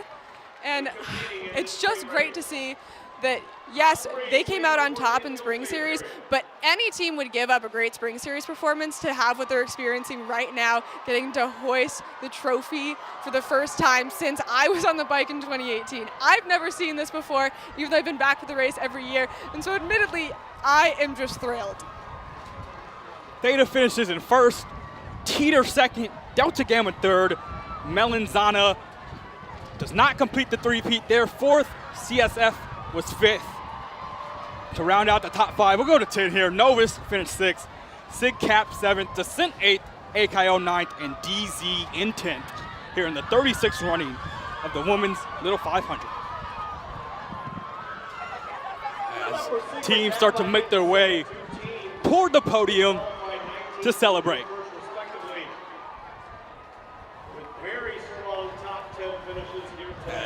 I mean, you just see it. Theta has their whole sorority just out there, proud, excited, and ready to cheer. Yeah, this turns into chaos from this point out. They will never take as many photos in their life as I think in the next couple of hours, because this is the kind of thing that really just becomes one of the best memories that you could possibly have.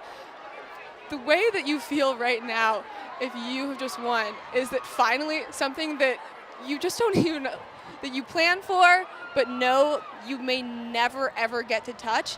There it is right in front of you. Every single rider who really was hoping to win today had probably envisioned dozens of race scenarios.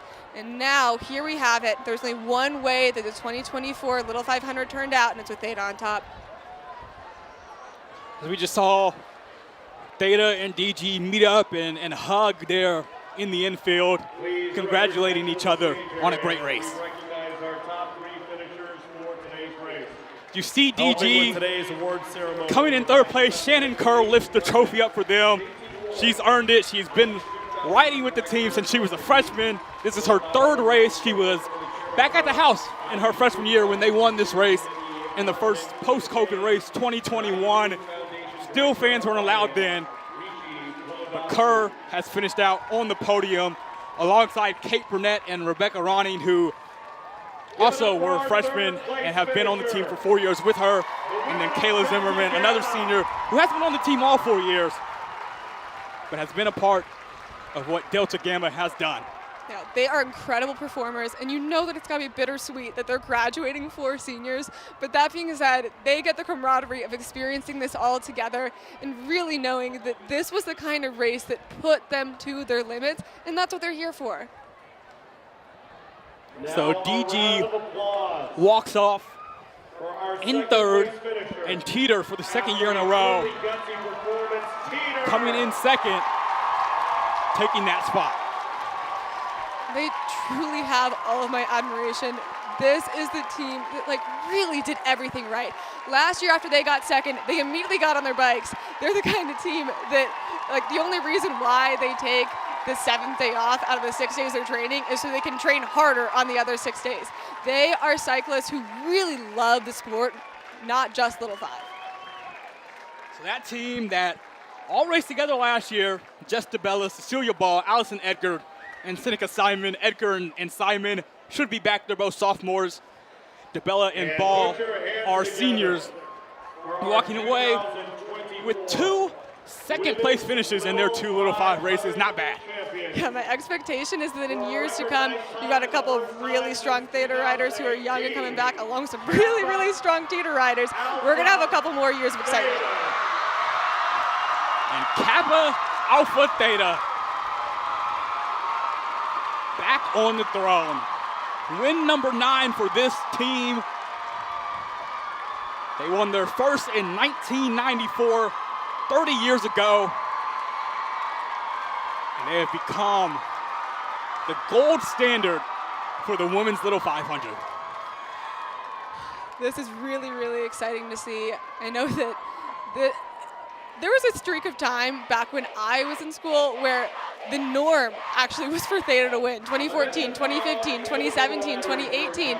Now that we've had a couple of years without a win, this really feels like glory and gratification just the best way. Claire Tips, Bailey Capella, Audrey Lavelle, and Greta Heil stand together. We thought Lavelle was going to close it out. With a few laps to go, she said, you know what? Let's give it to Bailey Capella, the sophomore, who finished it for Theta. Yeah, I've been talking to the first-time coach, Liz Lieberman. Incredible for her to experience this in her first year, really setting a precedent.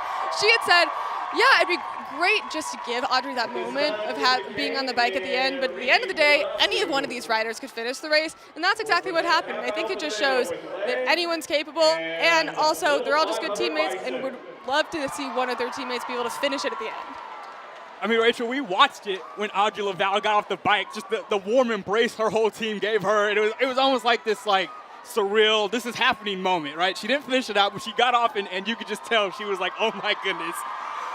Yeah, we're going to win. The way it feels is like it takes until you see your teammate cross the line to feel like truly, actually, this could really be happening. Like it feels like a dream in order to say oh my goodness, this is actually us out here winning this race, because so easily, so many incredible riders go 3-4 years with a great Little 5 career without a ring to their name. The Martha Lee Armstrong Trophy.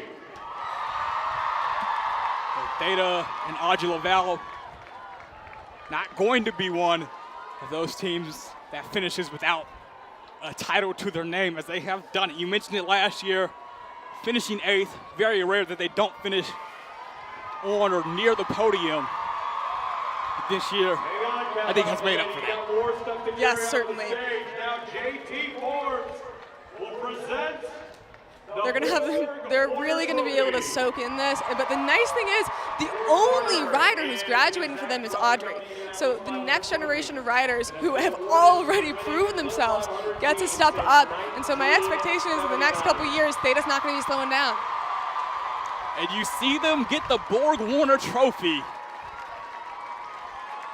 That is an incredible image as they celebrate as the winners of the 2024 Little 500. And now they get the bicycle from Emily Carrico. Just all the emotions flowing in for Theta. Yeah, really, when you're in this position, it doesn't feel real. It's probably going to take a week, 2 weeks, maybe a month to soak in the fact that the thing that they've been hoping for so long, here it is. I cannot wait for them to really, really get the chance to experience just how good it feels to have a win under their belts. Something you will remember forever, as you well know. You get to remember 2 of them, so I mean that's something. But this Theta team has gotten back on top. It's been 6 years, 5 races since they last won. Now they raise the victory bike.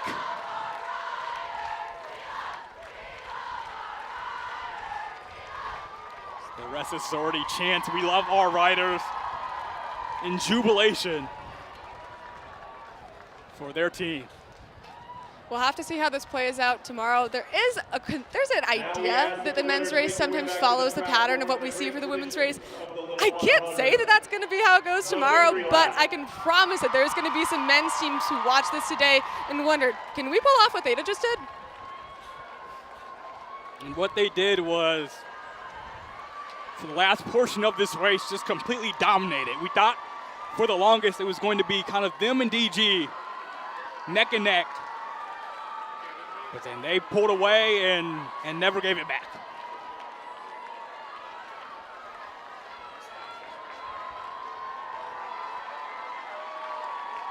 So Theta has won it, as we would like to thank our sponsors, Blue Line Media, Giordano, Indianapolis Motor Speedway, Indiana Shop, Parker Dewey, Substance Use Intervention Services, University Tees, Underground Printing, Pegasus Pictures, Atlas on 17th, Fresh Prints, and Berg Warner. And of course, thank you to our partners here on this broadcast, Pizza X, the IU Bookstore, Verb, Hub Bloomington, and Coca-Cola.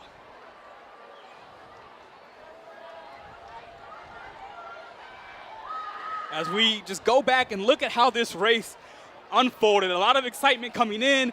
There you see Theta, the eventual champs. It started with Teeter in the pole position, but then we had some crashes, we had some things wind down, and it was just a crazy race all the way from the start, Rachel. Yeah, we had just really a lot of consequential race-defining moments throughout. I think that early crash that Teeter got in, that was one that really was a tough spot for them to be in, followed by that crash later on where they were in a beautiful spot and unfortunately had to deal with an injury. But really, this was just hot throughout. And it sure was, and there was one of those huge crashes. Theta was involved in that. We heard them talk about that with Kara, how they recovered, bounced back, and were able to make their way back towards the front of the pack. Yeah, and what that demonstrates is that a crash is not the kind of thing that puts a team out of contention, but teams only have so much energy that they can use on race day. But when you've got the deepest team in the field, like Theta, then a crash is not going to be the thing that puts you out.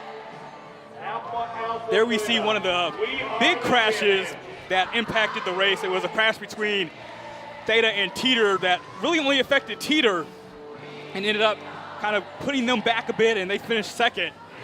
And here we see the end. Bailey Capella rode off in glory for Theta, winning their 9th Little 500. As we are the champions place here at Bill Armstrong Stadium, that is the feeling that has come across here. Well, this has been excellent, but make sure to tune in to the men's race tomorrow at 2. Austin Platt, Matt McGorry, and Zach Horowitz will have the call of that one alongside Kara and Riley. For this one, thanks to our director, Henry Dust, producers Lauren Boer, Emily Fox, and the wonderful Emma Watson. For Kara Adams, Riley Woodall, Katie Kapusta, Rachel Brown, and our entire broadcast crew, I'm Zion Brown. Thanks for tuning in.